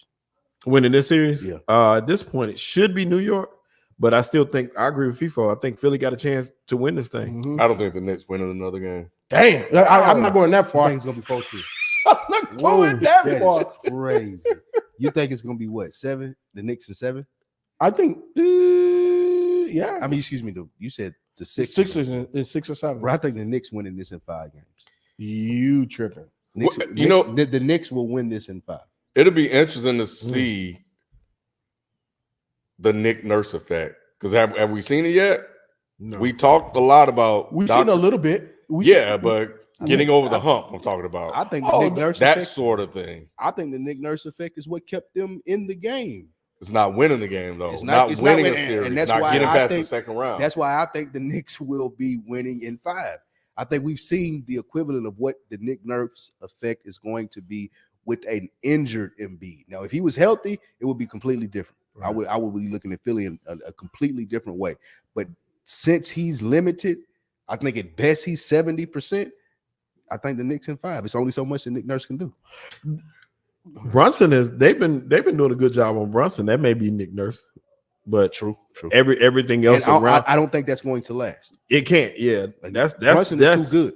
Yeah, that's the thing about it is he's gonna step up, Yeah. and you got some of those younger guys. Like y'all wouldn't be McBride. surprised in the next 3 games if Brunson went off for 50, would you? No, I would be surprised. Yeah. The reason being he doesn't have Well, but 40, 50 maybe. 40. regardless of whatever He can you get say. 40. close to 30. Thank you, Ken. What? Barely 30. The reason being is Josh Hart right now is shooting the lights out. How long is that going to last? If he can shoot like that for 7 He's not games, going to do that on the road. exactly. DiVincenzo is a championship role player in my opinion because he does all of the little things and he makes timely shots. he But didn't do it for Golden State. He make me sick for that because he did, and you see that Golden State is missing a guy like that, Yeah. right? Even Peyton, right? Like championship role players. I love DiVincenzo. Not enough to get over the hump, in my opinion, with Philly. What Philly is doing is forcing Brunson into double teams and tough shots. We've seen it both games so far. That is something that can stay consistent. Now, Brunson, I don't disagree, is good enough to overcome it, maybe a game, but it's not going to be a consistent thing. Now, the thing that I do think, I think you have the player wrong. I think it's Maxey. Maxey's had 2 very solid games, but he hasn't gone off yet. And he's gonna go off. And I think he's gonna go off because when you look at the matchups, who's guarding him? It ain't Brunson. Nah, DiVincenzo can't stay in front of him. Josh Hart. They put Obi on him, though. Huh? If they put Obi on him, it'd be over. Right? But I think the Tibbs, I give Tibbs a little bit more credit than I would give the coach for the Sixers. Like I would give Tibbs just a little bit more credit. Bro, Gobert is trash, I think that he can bro. make a couple changes, make a couple adjustments, and before Maxey gets to that point where he's going off, Tibbs gonna do something about it. Look, I don't think Tibbs has the roster flexibility. I think Tibbs has done a lot, given the circumstances. But without a Julius Randle in this series, I think they fall. I just think they fall short in the long run. You know, another thing that we didn't talk about was the offensive rebounding by the Knicks. I think they rebounded like 50% of their misses offensively, which is ridiculous. That is ridiculous. That is crazy. Yeah. To rebound half your misses, you getting second shots. There's no way you can lose rebounding 50% of your misses. And I like seeing the Knicks on TV. Like for the playoffs, it reminds You sound like Nick. I'm telling you, it reminds you of Patrick Ewing and Jordan, like the little organ playing and shit. D for Bro, all that shit. Like nobody's only Knicks fans showing up to watch the Knicks. Nah, just sell it out. Can't stop it. That's Knicks fans. People love seeing the Knicks on TV. You were around Nick long enough to be a Knicks fan, though? Mm-hmm. That's what it sounds like, though.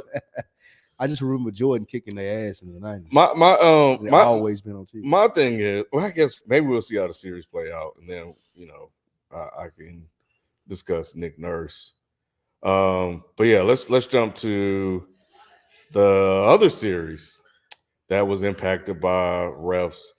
The Nuggets again continue to be a thorn in the Lakers' side. 10-0. Yeah, over the last 2 seasons. 10 or 11. 10. Yeah, 10-0, bro. Playoffs and shit has been almost regular season 500 days. So last week, FIFO, you were talking about how this series was close, and we're seeing that repeat itself again. They cannot find ways to hold on to the leads and close games. We have a Darvin Ham problem. Partly. That's a 20-point lead. Biggest part of the pie goes to Darvin Ham, but the other, and I'm glad that they're playing Denver because it highlights the difference in the roster, Ken. Look at Jamal Murray and Joker. They struggled in the first half yesterday, right? But the others kept them close enough. And then the 2 stars, especially Jamal, did what he had to do. 14 in the fourth. When it counted most. What did AD do yesterday? 0 points. 1 shot. That was cardio. 0 points. Okay. Right? Also, the others who has stepped up. AR-15, I hadn't seen a really good game. The first game, he was decent. You know what I'm saying? But D'Angelo, and I put it in the text thread because the Lakers were up 2 possessions. And in 2 possessions, they gave up a 7-point lead because of D'Angelo Russell. Missed layup and turnover. Denver scored. Lakers called timeout. That was the game. Lakers were no longer close after that. And then in the second game, where was Ruri? Where was 1 for 7 or something like that? The issue, Ken, is not the stars. Even though AD didn't score, we saw the first half. Jamal Murray and Joker weren't there, right? It is what it is. The others are better. I know I talked shit about Aaron Gordon a couple of years ago. He shut me up because he's hit threes. He's a smarter decision maker. Like he's playing championship level basketball. Are the others better because coaching is better? Partly. Yeah. But the others have more talent. You mean they know their role. And you're right. Coaching plays a big part in that, but they know their roles and they are playing them to a T. Right. You remember a few years ago, I talked about Aaron Gordon coming in. And I was like, that's how huge that was. You're seeing the dividends of that now. The seeds of that. I mean, the fruit from that seed now, because he's doing all the little things. But you're right. You got to make adjustments. You got to call the right timeouts. You got to put them in the right sets. When you come off a timeout with the ball, you got to call that play. Like, what's our number one play? We need a bucket here. Let's run that play at this point, and he has to figure out ways to keep because Russell started the game hot. I mean, he come out killing. You got to figure out a way to get him going in that fourth quarter. And you can never have a quarter, especially a fourth, without AD scoring a point. Right. So that's what I was thinking about. That's why I'm and I was a supporter of him, but I saw him struggle this year figuring out rotations. I'm not giving him much of an excuse with the injuries. I know he had them, but it is what it is. I think he used that to cover up his rotational issues. But when you're up 20 and you're up double digits heading into the fourth quarter, and I know AD went out with a marginal contact foul, and he wasn't able to get in rhythm. But I'm with you, Shelton. You have to know that. And if you see you guys are struggling, you be like, hey, assistant coach, AD only had one shot. Let's run a couple of plays for him. Let's get him the ball. Let's have him score. LeBron's doing all this heavy lifting. That was, and you can slow these guys. The man had 30-something. Did he even score in the fourth quarter? At all, nothing. He had 30 in 3 quarters, and Ham doesn't call any plays. And maybe he did call plays, but you're not doing anything. You're not finding you. And the other thing that I looked at, Gabe Vincent. Let's talk about coaching. What did Gabe Vincent do with Miami last year? And I know he's been hurt this year, but he's back now. He made all them big shots we talked about. He's only, I think, also he only took like 2 shots. Spencer Dinwiddie is a really good role player. Yep. I was talking about, who the fuck was I talking? I was talking to somebody, and I was saying the Lakers need to play Spencer more. He hasn't played. Yeah. I wonder why that is. And they're not getting him shots either. He has like 3 shots. To me, in that first game, and them 2 possessions, when D'Angelo Russell, you know what I'm saying, gave up the lead. Hey, Spencer, come in. We got guys. We got guys. Yes. And here's the thing too. I also understand the how fragile D'Angelo Russell's psyche could be. But we're in the playoffs now, my guy. Yeah. We're in the playoffs. And here's the thing. I'm sitting you not because you're a bad player. I'm sitting you because you need to understand that pass that he threw, that turnover, LeBron got on his ass. Bro, that's a lazy pass. In the regular season, it is what it is. We make it up. This the play against our nemesis. Right. We need this game. We need this. We can't have those type of mental lapses. Yes. And that's an issue. And that part is coaching. Hey, bro, I need you to sit down. Because I need you to understand the gravity of that lazy ass pass right there. And if this guy outplays you, unfortunately, you're not gonna get back in the game. Yeah. So it was definitely, I mean, only Manny probably thought the Lakers was gonna win this series. But I think we've seen that they can do everything to win it itself, finish the game, which is the most important part. And if you're Denver and they got a lead on you, a double-digit lead, you're not concerned because they're not going to hold it. So we'll come back. But I Jamal Murray, bro, he's that closer, bro. He that guy. Y'all think it's any possibility that they leave LA 2-2? No, none. I think it's possible. It's not possible. I don't think it's probable, but the possibility because the games have been close.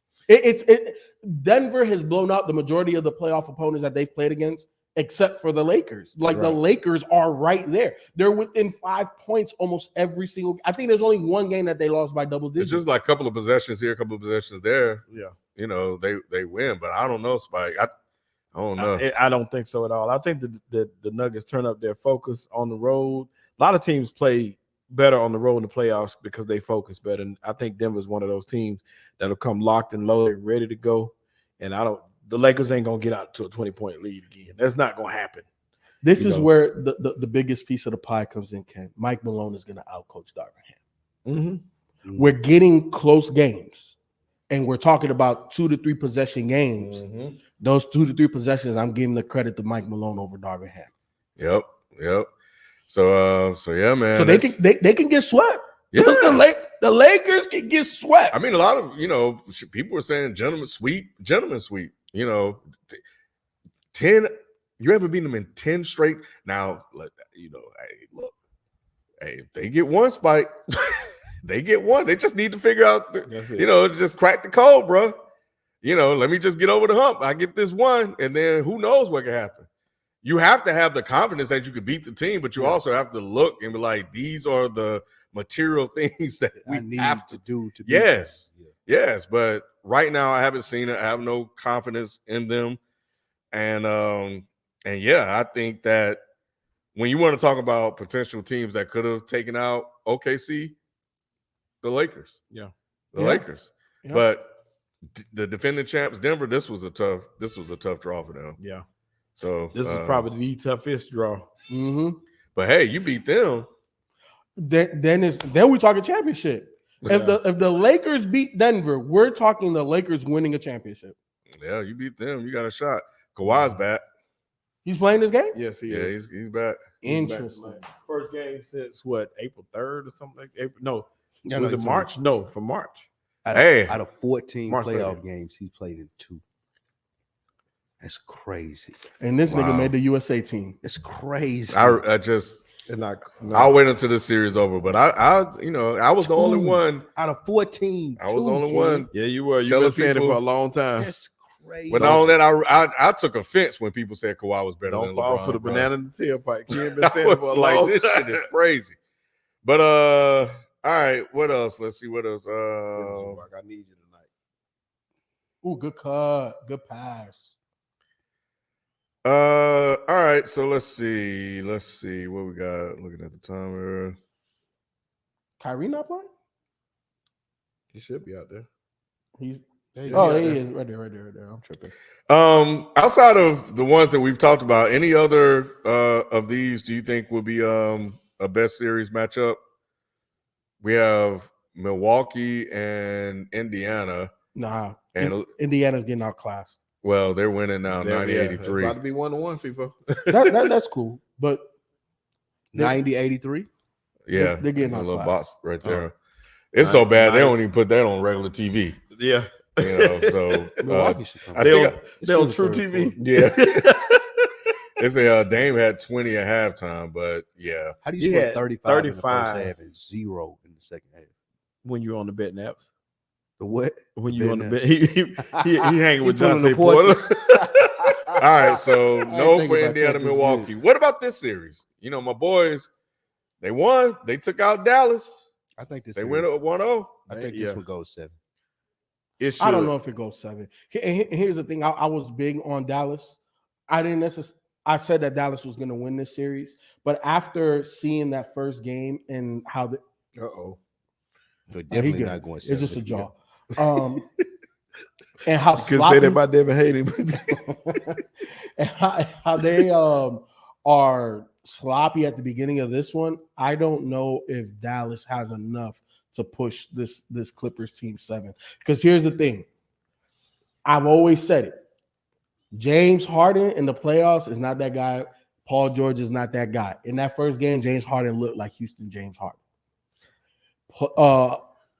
Paul George looked like an all-star. In one game. Yeah, let's specify that. Now, here's the thing. We're just talking the first round series. That's fine. I'm not putting them in a championship because I still don't believe in those guys. I think at some point in these playoffs, the history is going to repeat itself and they're going to have a shortcoming somewhere, somehow. But after one game against Dallas, they definitely got more firepower than Dallas. You know what I'm saying? But if Luka and Kyrie don't get 35 plus each, they have no shot. Who the second best player in the series? Kyrie. And the first is Luka. I don't know if they got the best 2 players. The first in the is series. Paul George. I'm stopping. Now, Luka's the best player in the series. The second best player might be Paul George or James Harden. Well, I'm just saying, based off of Kyrie, how he played. If you was on the playground, FIFO, you would take Kyrie. The second, yeah. You know you would. No, I'm taking Kyrie. Of course, on the playground or whatever. My whole point is the Mavericks have the best two players in this series. I'm just going got a off chance. the first game. No, they have a chance. I 100% don't go out agree. that first game. I throw the first game out. One, you're at home. Two, you going some teams are just gonna lay an egg for a game. You got to see in playoffs. We already know you could lose by 21 night, come back and win a series. So you just got to see how this is going to play out. And bringing in Kawhi, who hasn't played in over a month, you still got to adjust. Damn. Plus, this Dallas team has a lot of firepower. They're equipped to withstand a lot. They got two good centers now. This team, I think Dallas is going to win the series. I agree with Show. But y'all gonna be sad. I agree with Show. I think This they the have. Clippers year, y'all. I don't trust them It niggas. don't take but it don't take way. it don't take but a little bit for Kyrie to get going. And we know Luka gonna be solid. Kyrie get going, it's over with. Hey, not Like a I Kawhi said, back. both of them dudes gonna have to get 35 plus. Yeah, which is Like, crazy. like they, I don't think so. I don't think So they what- have to get what- 35. That's how they've been winning games, Exactly. Shelton. Now their defense have improved because of the pieces they got, but they've been winning games with them two. You Because said they're the offense. no, but not 35. 35 plus is ridiculous. That's what they've been averaging, Nah, you close to got- 30 apiece. and it's yeah, not, close to 30. But But and I Shelton, understand that's you not- got to step it up in the playoffs. that's but not ridiculous in the playoffs because number one, like you just said, you got to step it up in the playoffs. And we've also seen both of those guys do that with other teammates. We've seen Luka do it with Brunson, and we've seen Kyrie do it with LeBron in a whole series, 30 plus. So all I'm saying is when you have 3-4 guys on this Clipper squad, ooh, good defense. When you see 3-4 guys on this Clipper squad at a very high level, and I don't disagree, Spike. Arguably the two best players are on Dallas, but they got to go get buckets. We're talking 2 out of the top 10 best ISO players, right? They both average. I want to say Kyrie averaged 24 points this year, 20, right around 25. Right there, yeah. You know what I'm saying? And Luka's at 30, if not over 30. Oh, you got to make that. Like I need you to step up. Like Kyrie got to get 30 plus, Luka got to get 30 something plus. Like it's just it for them to win the series. Those guys got to be otherworldly. I agree, and I think they can be. They can be. I still think that. Oh, Harden. Okay, I thought it was Kawhi. I thought it was Kawhi too. Yeah, I like get that dude out of here. So just in the last 10 Yeah, all right. games, Luka's been averaging 33 a game, and Kyrie is at 28. Yeah, right. Like it's like right there, bro. Mhm. Like 30, they're both putting up damn near 30 apiece a game.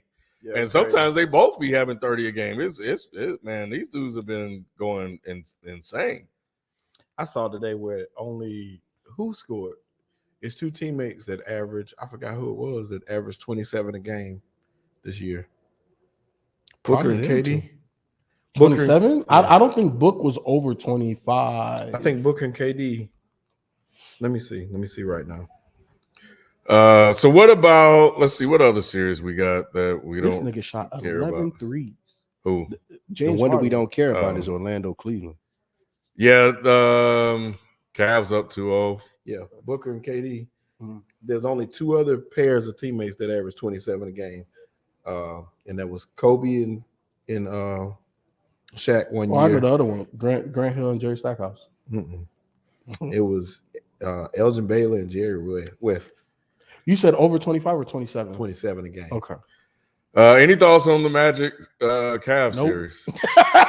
Nope. That's the one series. I think that's the one series that everything else has Yeah. some type of storyline and is worthy of Mm. attention. Every other series, that's the one that kind of falls through the cracks. It was so difficult watching that game. At least game 1, I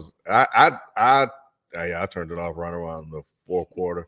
It's like Nick said, they should have simulated that.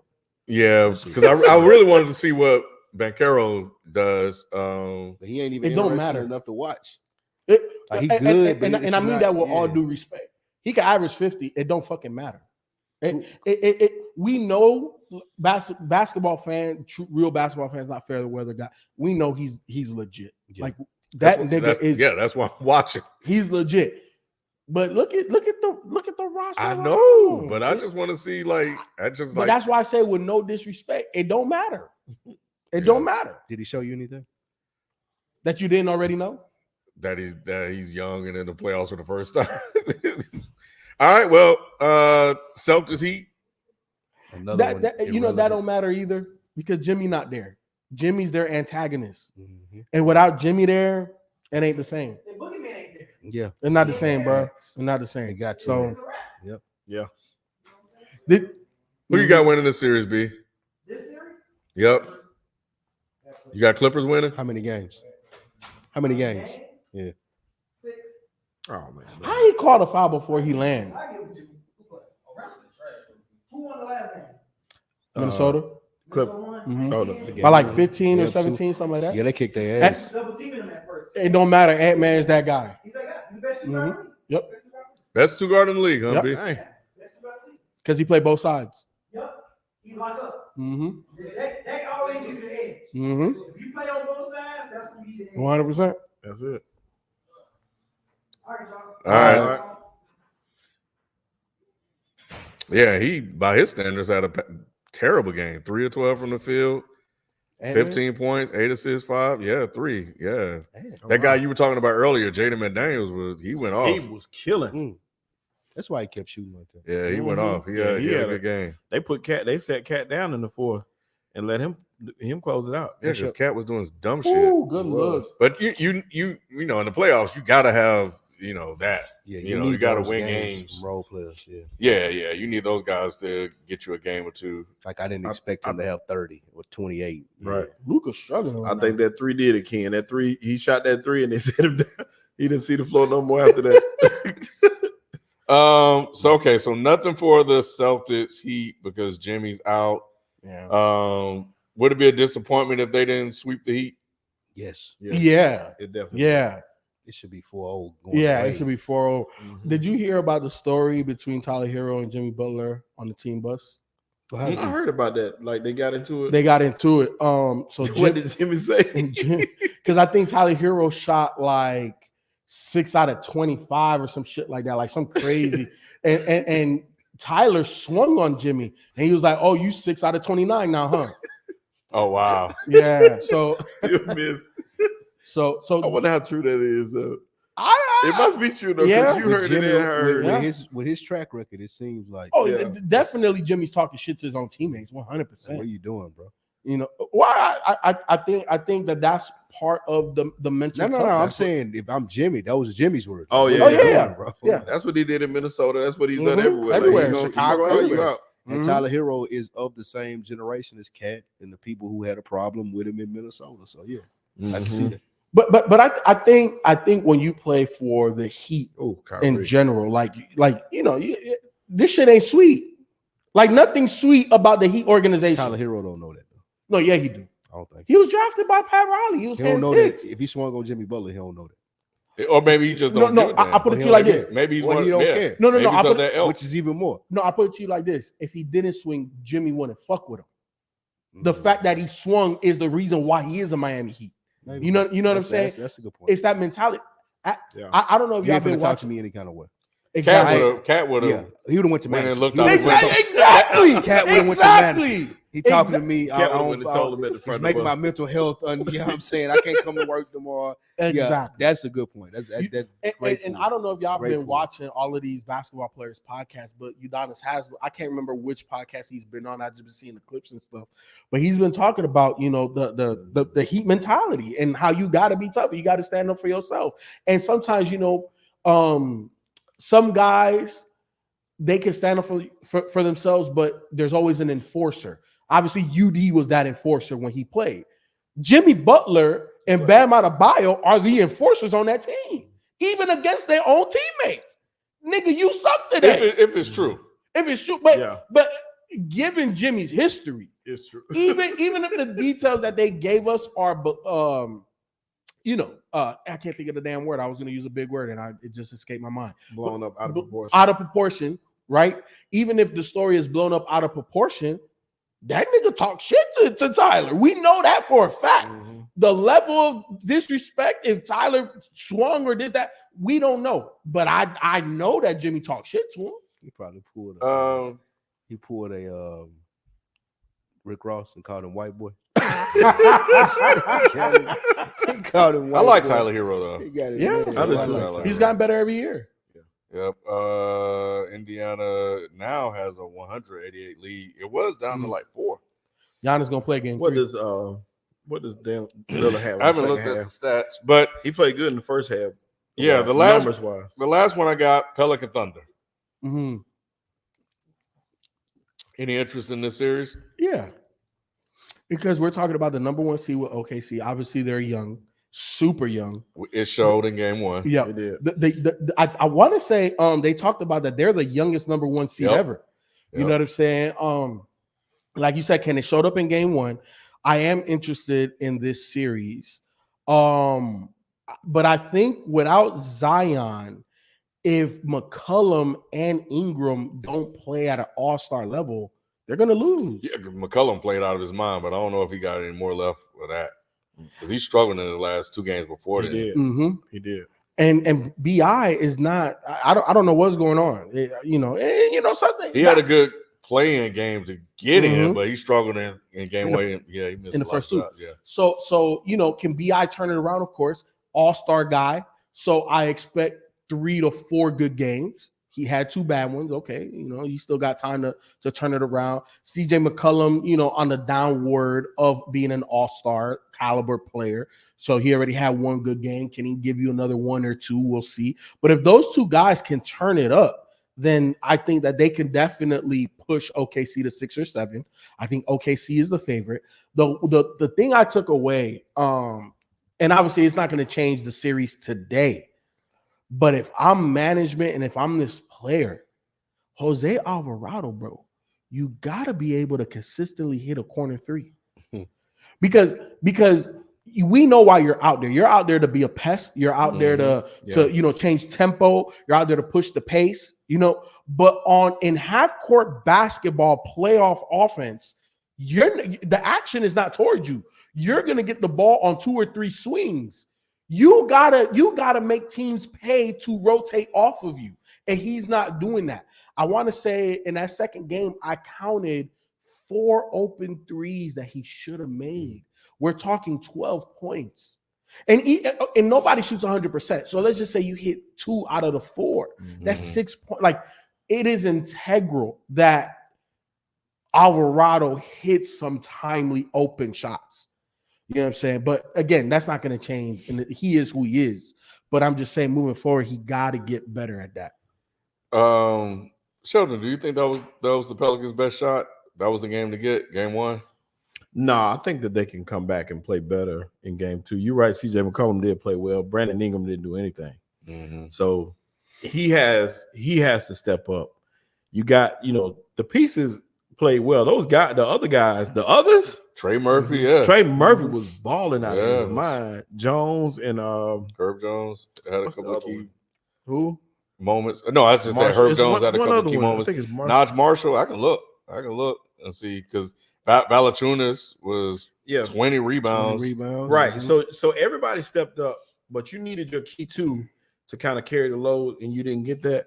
So I think that you're fine because it took a heroic effort from SGA down the stretch.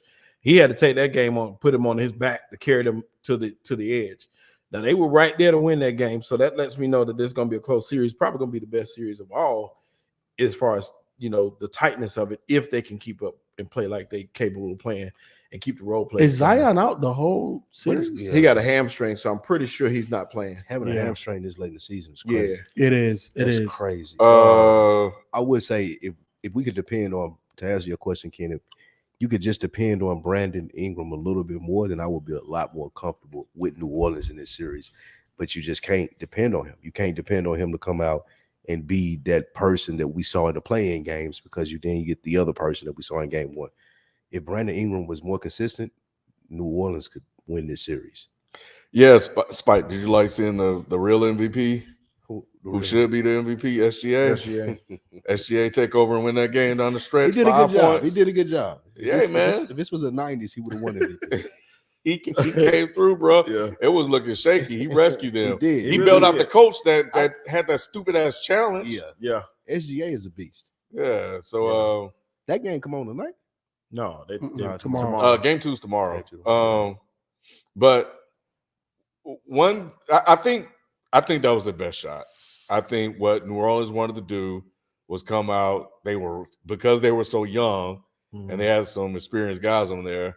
They came out and they were rough. They were physical. They were intense, and they kind of caught OKC a little bit off guard, and they had to adjust. And I still don't feel like they had fully adjusted. I think they just found a way to win the game. Yeah. So They won on talent. yeah. They won on SGA. talent. SGA. So I'll be curious to see how they play tomorrow, and if they're able to kind of match playoff intensity. Everybody knows that's different. Mm-hmm. So we'll see what happens tomorrow when they play. Which is why, going into the playoffs, I was saying, depending on who OKC plays, they could lose the first fucking round. I don't give a damn if they was number 1 seed. If they would have played the Lakers, Lakers would have beat that team by 20 plus. Yeah, I think Because OKC, like you said, and you can see throughout the game, they're adjusting to the physicality, to the calls, to the non-calls. Like they're literally adjusting like quarter by quarter, minute by minute. So this is a good first round for them. But depending on who they play in that second round, they might get mollywopped. Well, they definitely need to win this, especially now that Zion out. One takeaway I had, Spike, is that they got to get checked the fuck up out of here. Bro, y'all look. I was gonna ask you if you believe the chat. Bro, y'all got to get him. I was in there, bro. He was like a goofball, bro. In the fourth quarter, he almost cost them the game. He had a key block that was huge, but the coach had to take him out the game, bro. Oh man, Great white. Like they were up 10. It was like 92-82 or something like that. And Chet, I don't know what he was trying to do. He was dribbling. He turned the ball over like right at half court. He was doing dumb, goofy shit on defense. Rookie. Coach took his ass out of there and set his ass Rookies. down, but the damage was He's done. a rookie. Great white hype. Bruh.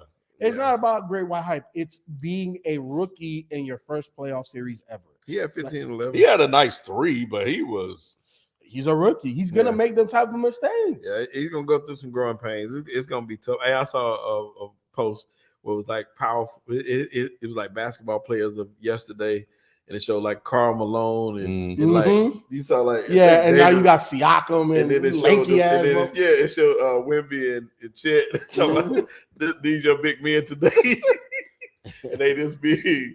But the thing is, look, and I'm being 100% objective because obviously I seen that. I was part of that era, and I see these guys. Wemby will drop 25 on any one of them niggas. Karl Malone, Charles Barkley. Not saying that those guys wouldn't do what they needed to do against Wemby, but Wemby scored. It don't matter. Look, Wemby, when we talk about generational player, what that means is it doesn't matter what era you put them in. What they doing right now, they're gonna do then.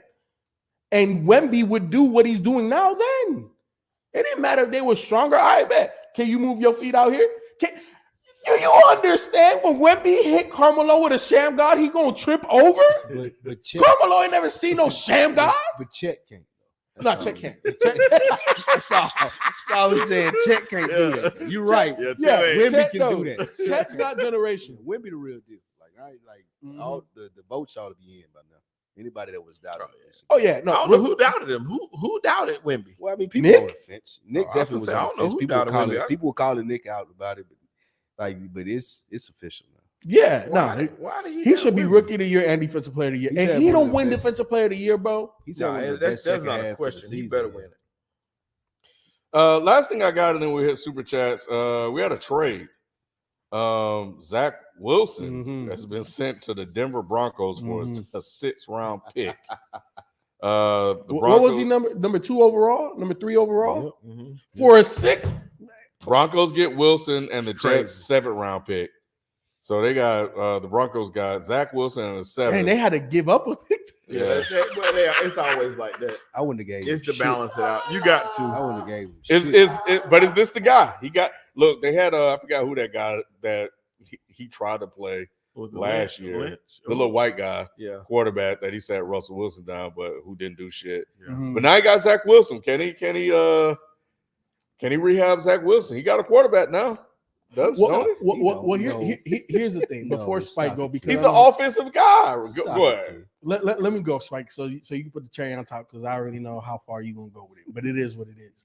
I think when we look at the story of Zack Wilson with his time with the New York Jets, he went in there. The organization was in disarray, still somewhat to a degree in disarray, right? Head coach, defensive guy.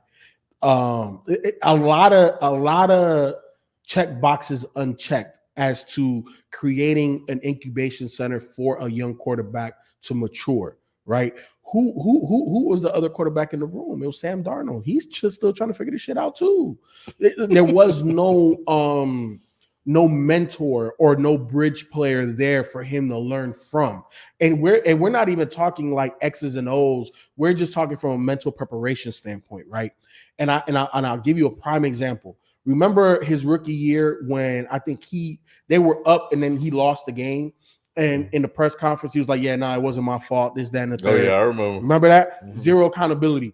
This year, behind Aaron Rodgers, when A-Rod went down, there was a game where he played relatively good, or at least good enough to win, but they didn't win the game. He was like, "Yeah, I got to do better. I got to do this. I got to do that." There was throws I missed. Accountability. Those little things can show me that from a mental perspective, he's gotten better. I don't know if Sean Payton can't save him, he's out the league. That's just what it is. I think he still has some talent. Now, can he play within the confines of what Sean Payton wants to do? If he does that and minimizes turnover, because let's be honest, Drew Brees, when he got hurt with the Chargers and went to New Orleans, people wrote off Drew Brees. Mhm. Drew Brees wasn't a super great quarterback coming from the Chargers. He was good. He was better than this Zach. 100%. I'm not even comparing him. But what I'm saying is Sean Payton elevated him. And if he could take him from, not even mediocre to mediocre or decent, then it is an upgrade for Zach. That's a lot of coaching he has to do. Yeah. Shelton. Man, this guy had you talk about an incubator. He had everything in New York. You had receiver, you had running back, you had receiver. everything. That's enough. Eh, You had a running back, you had a running game. Not for a young guy. Because they had no tight end. They only had one weapon. Man, they had weapons. Brees Hall got hurt. They had multiple weapons, man. He had talent on that. He had team. Garrett Wilson and who? I have to go back and think about who. Because there was nobody. It It was Garrett Wilson. Nah, They had no tight end. they had more talent than that, FIFO. Because Offensively? that's why they kept saying they were going to the Super Bowl. Do It's it matter, crazy. though? No, because of the defense. I don't even think it mattered though. It He's not didn't. good. Like He didn't wasn't no matter. good. It didn't matter who was on there. Yeah, it was him. He was terrible. I think that Peyton can get him to be a backup quarterback. He I agree. can work him up enough to be a backup quarterback. I do think that the Broncos will take a quarterback in the draft, and They they're need going to use Zack Wilson to be the bridge quarterback. Maybe he'll start this year, and whoever they draft gets to sit on the bench and gets to work for a year or whatever it may be. They're not going to find a CJ Stroud to do like what they did for Houston. They're going to have to find somebody that they can work out and they can put into the quarterback's position. For some reason, they like McCarthy, which is insane. So I think they'll put Zack Wilson in at the start, and they'll have McCarthy sitting for a year trying to be better. Yeah, they his first year they didn't have shit. His second year, that's when they drafted Garrett Wilson, and his third year, I think that's when Aaron Rodgers came. So second year was Garrett Wilson and Brees Hall, right? Or was Brees Hall? Third year is when Brees Hall got there, Garrett Wilson, Allen Lazard, but that Zach was Zack Wilson could have had Jerry Rice. It wouldn't have made no difference at all. Yeah, that's what I was saying. That's a lot of coaching because I think the physical tools, right, is what they say he has. Yeah, he got that.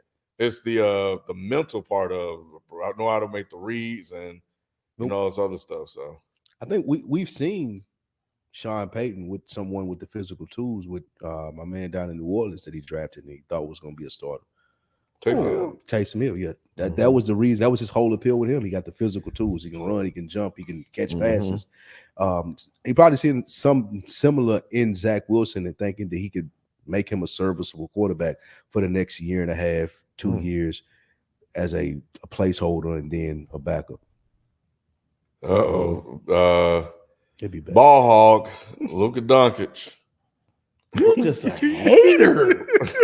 He hurt. He hurt. What you call him, kid? He's a ball hog. That's why he loved the makeup of his team, bro, because everybody else is sorry, and he got to take all the shots and become an MVP because why he says so. Let's jump on these super chats and get out of here. TJS_6. I went to the fight when he caught him in the first round. Everybody went crazy. Might be fight of the year. That's what I think too. Not the century. TJS. Yeah, I was definitely wrong for that. Y'all can clown me for that one because I was definitely wrong. You just got caught up. What was the bro. fight in New York? I did. I was excited. fight I was got in- excited. The fight was in New York? Yeah, it was in New York, the Barclay. I got excited, but I just was excited. I couldn't believe it. Donovan Mason, AD calling himself the best defensive player, then constantly folding against Jokic and getting the game winner in his face is hilarious. Most overrated superstar, 20 rebounds is unacceptable. Joker is just, you can't stop what Joker does. Like, that's inevitable. It is what it is. Now, him getting cooked by Jamal Murray is hilarious. Yeah. But I think he hit him with a pump fake and then and AD bit, and then that was it. But you can't let Jamal Murray is like one of the most dangerous players on that team once he get going. And he loves the moment. He loves the fourth quarter. Right. Him not making any adjustments, bro, to cool him off is unacceptable. But yeah, he was cooking LeBron too. LeBron was getting cooked. yeah, LeBron gonna get done in. Yeah, So, he gonna get everybody, bro. Yeah, they both got a little piece of that. Mm. They ain't want to see him. Man, I saw Joker do that over and under move when he pivoted like all the way around. Did you see that? I don't know if you saw it, but he went up, pivoted one more time, and Joker just crazy, man. It's crazy. I was showing my mom Joker and explaining to her like this dude is just he ain't supposed to be able to do all that. And it's incredible to watch. Adrian Wells, appreciate it. Member for 30 months. Appreciate the support. Dropped in the super chat. What's good, everyone? I'm a diehard Laker fan, but I picked the Nuggets to win in 6 because the Lakers got an inconsistent supporting cast. AD and LeBron can't do it by themselves. AR and Rui got to do better. Joker for MVP. I think the cast they have is serviceable. I think it's coaching. Rui can play. Reeves can play. Dinwiddie can play. Like they have a roster with talent. Yeah, but Ken, it's not. I don't think the Nuggets roster is that much better. It is. It is. It is. It is, Ken. Chris Brown, bro. Who's top their five. MPJ? Yeah. That Chris top five. Brown. Who is their MPJ? They're top heavy. The D'Angelo Nuggets are Russell. top heavy. Who? D'Angelo Russell. I can match Jamal Murray and Joker with LeBron and AD. 100%. They cancel each other out. Those four, they cancel each other out. That's why I saw that MPJ. Who's the Lakers MPJ? They don't have one. Austin Reeves. No, Outta here. absolutely not. D-Lo. No, That's the great value version. No. So them two together don't equal MPJ. To be Thank honest with you. you, MPJ will hit a shot anytime. They won't hit. They're a couple quarters each. Is D-Lo that much better than is MPJ Yes. that much better than D-Lo? Yeah. 6'10" to 6'3". That's physical. Not I the physical understand. part, but the mental That's what part. he said. Well, That's part of it. I'm taking the part where I can But the count on mental him. too? What in the world is that? I'm taking it the part that we can. Goodness gracious. Jesus didn't teach hate. He Oh washed my feet, God. man. I'm taking the part that we can. MPJ can do it at any point in the game. It's not just like he hit that big shot down the stretch, that big three where he stepped back and hit that 3 to kind of. I thought it brought him like within 2. Rui can do that. No, But not consistently. Look. MPJ can go 0 for 6. His confidence not shaking. He's like, Not bro, at all. I'm gonna shoot this motherfucker. and he gonna hit it. D-Lo, he had, bro, two bad. He He's mentally out the second game. half. Yeah, he done. He done at the halftime. And And, this is- and Austin Reeves don't deserve a nickname. He just like giving Danny Dimes a nickname. Nah, you don't bro. do that. We Nah. gotta Austin- respect. Austin Yeah, we're Reeves gonna is- respect is Austin good. Reeves. No, White good. Mamba. Yeah. No. Well, I don't know if That's he's a white mama disrespectful. anymore. AR-15, that's I like cool. AR-15. Yeah, I don't like AR-15 is cool. AR-15. Nah, Austin Reeves is. Hey, Yeah, I'm cool with that. Yeah. But Ken, the issue with the Lakers roster is that they don't have that third guy that mentally isn't gonna break down. D'Lo throughout the regular season had a better regular season. The moment we get into the playoffs, you see it. Yeah, he can't handle the pressure. Thus, what is Darvin Ham doing? Exactly. Why he built up those extra? He should be coaching up the others. Yeah, but the Denver team is better, and part of the Darvin Ham pie is the system in Denver works better. It does. Yeah. Everybody in Shutton, you talked about it earlier. Everybody is maximizing their potential They all because fit. Mike Malone. Look, Malone making them fit. You know when I knew Mike Malone was that guy? When he had Boogie Cousins in Sacramento looking like the fucking MVP. When every other coach said that he can't. He got fired, didn't he? He got fired. Oh man, I hated that. Yep. And he had Boogie. Bro, nobody can guard Boogie under Mike Malone. Yep. That's when I knew. I said, okay, this dude Mike Malone, he's the guy. Yeah. All right, fine. Whatever. What are they doing, man? They both teams is super sloppy. We them boys. Joker had one of the best games of all time. See, here y'all go. They always just be leaping. He had a great game statistically. Which game? He talking about the 27, whatever, and 10. He had another triple double. He had a Joker game. It's just Joker It game. wasn't just another triple double though. Like the stat behind that and what he's alluding to, it's only happened. Only 5 other people have done it in NBA history, and they done it one time, and Joker's done it 5 times. It's the way the rules are set up. It's like quarterbacks now throw for 5,000-6,000 yards because the game is. I agree with that. That way. I agree with that. Now he is doing some special stuff. Now I am not going to take that away. He can play. Like the only other people that did that were Wilt, Kareem Abdul-Jabbar, one other person, and then he did it 5 times. Well, I would like to see if he did that back when Wilt and Kareem were playing. How about that? Yeah, like you know what? I love Joker, but imagine he had to go down there and bang with Shaq. He would have been like, "Hey, Aaron Gordon, come guard this." You know what I'm saying? Because let's be honest, I'm gonna hold you. Joker good. He would have been Bill Whittington against Shaq though. you know what I'm saying? I ain't even gonna hold you like that. Because Shaq, that was different. He'll just get or out the way. Elijah Wan or David Robinson or Patrick Ewing. Because in this era of basketball, there's only one guy that he's like, "Hey, bro, I might need some help tonight." Yeah. Embiid, that's the only. Every other person he's dominating. Facts. But back in Shaq's day, bro, we talking Ewing, Elijah Wan, David Robinson, Tim Duncan to a degree. You know what I'm saying? Like there was other big nigga, like bro, like. I don't take nothing away from Joker. Joker still would have been great. I would say he'll wear Shaq out too now because Shaq got to come out. Because Shaq got to come out there. Yeah, he'll get Shaq in It would have been a battle, but he would have felt it. Oh, he'd have felt it for sure. But he would have. But Joker would have got it in foul trouble too. Yeah. Now he would have stayed out of the way. He just let Shaq. Yeah, he would have let Aaron Gordon guard. But at the end of the day, he doesn't have to exert as much energy on both sides. So offensively, he can be prolific as he is. Luka's playing terrible. He is. That's y'all MVP. Rob Costa, Zion getting injured makes me genuinely depressed. I feel you, bro. I feel you. Take some. Yeah, because it is the what if, as always. We always want to know, like, dang, how would these playoffs look with Zion playing the way he played down the stretch?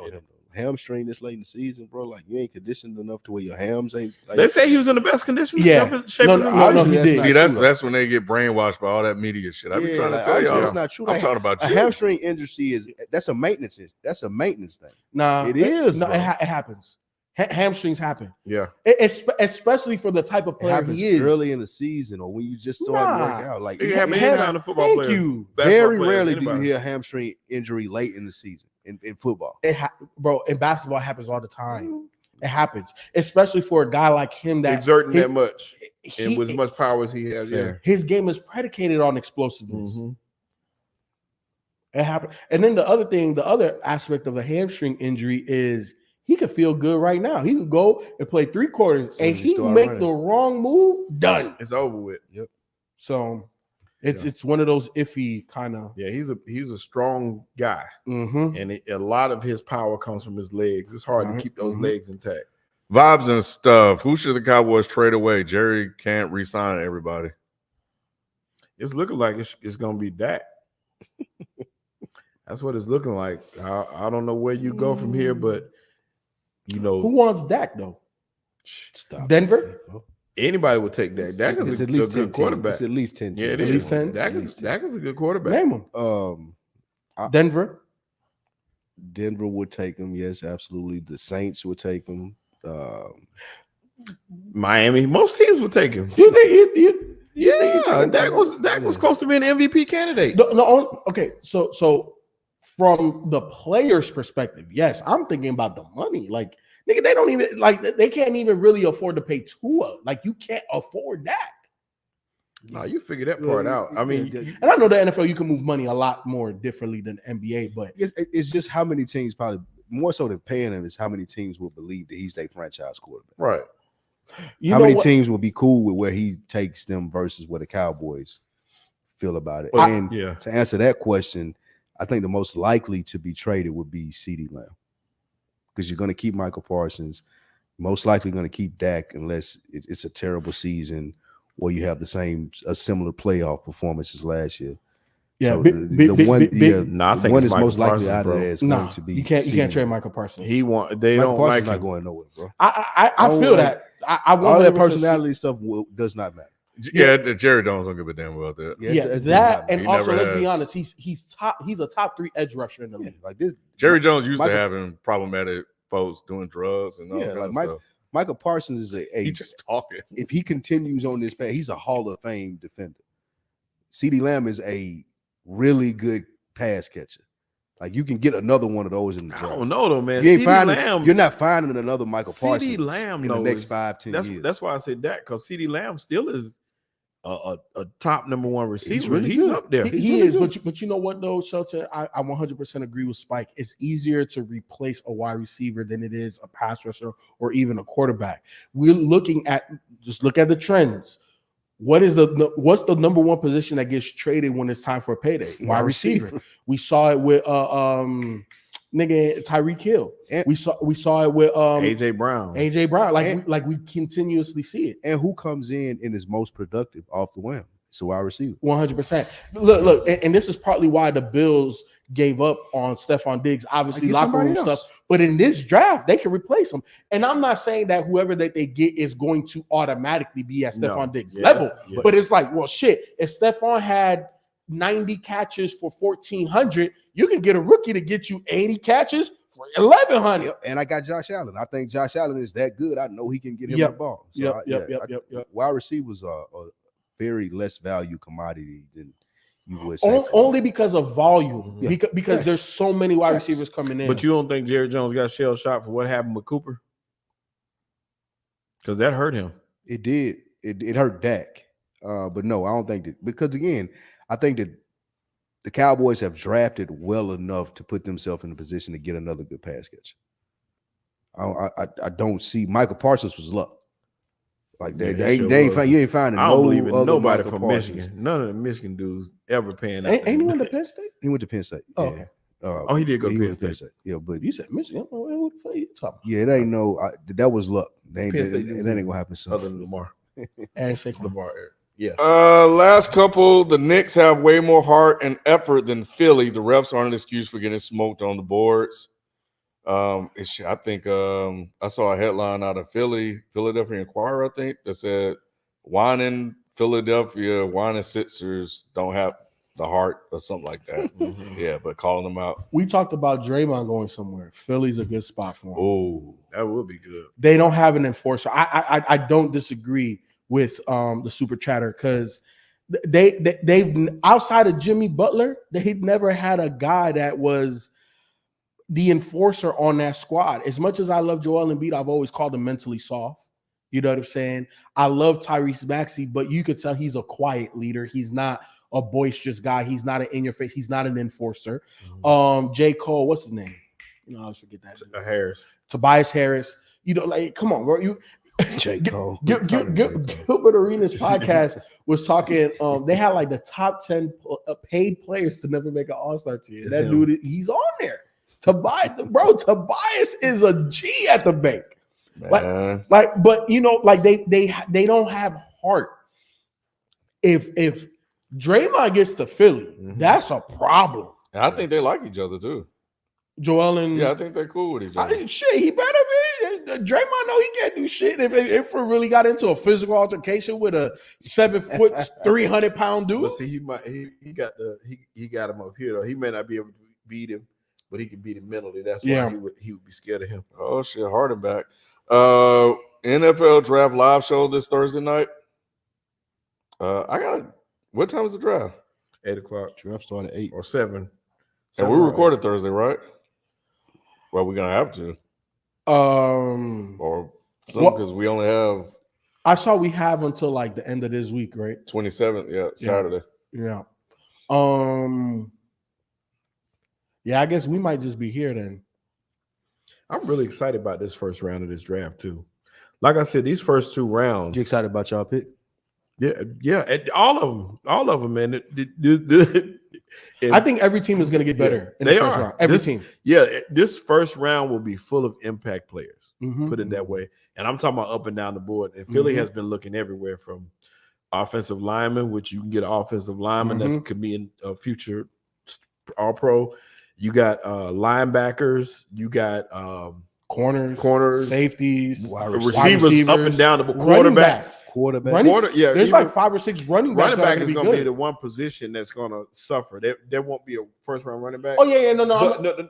But you're right. But it's quality there. Yes, but later will. But the Cowboys will be the team to take a first round running back. They won't. They won't. They're going to look offensive line first. You're going to get an offensive line or wide receiver. You got to replace. I think we look at linebacker and running back first. You got to replace Tyron Smith at some point, but I don't think it's going to be in the first round. I think if I had to guess, our first round pick would be a running back or a linebacker. Absolutely not. You got and I see. I know why you would say that, but you take the philosophy of some of the teams that are successful, like Philly, who's won when you haven't.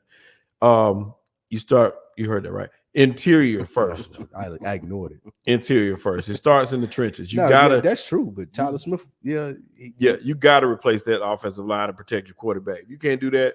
None of that other stuff matter. Yeah, you want a good running back, but you can pick that up, as you go along. Dowdell is not the answer, but still, I'd rather. You're not gonna take I don't think that we're gonna take a first round pick on a guard or a center. That'll come in the second or third round. I think because Tyler Smith can play left tackle and replace Tyron Smith, that we won't take a lineman in the first round. And that's what makes me think, because the run game suffers so much, because the run defense suffers so much late in the season, that was primarily the reason that we lost a big splash at either linebacker or running back with what Jerry would go for. But you don't have to take one in the first round. I ain't saying you have to. I think that's what he'll do just based off Jerry Jones. Yeah, I like I said, the only reason I don't think so is because they'll be available. You'll get a good running back in the third round. You can get a starter in the third round. That's true. And that's what I'm saying. So you don't have to reach. You need to get that transitional player that's going to be there for years, the impactful player that's going to be there for years to come. And that therefore, and I get you with linebacker. It may be trying to replace Van Der Esch, but I still think you need to start making the linebacker position more solid, because we got Overshawn coming back off injury and just having somebody that can play with him and Parsons. All right, well, I just scheduled it. Go to the YouTube page and schedule. Y'all said it start at 8? Yes, I think it does. If there's another time, I'll adjust the time accordingly. 7 or 8. But I got it set for 8. So yeah, go hit that reminder. And last one we have is Birdman 850. Birdman. So appreciate you becoming a member. And that's it, man. That is the show. So yeah, we'll be here Thursday, watching the draft. So I'm sure nothing Nick can pull up. So Manny may swing through. So yeah, we'll see you guys then. We out. Peace.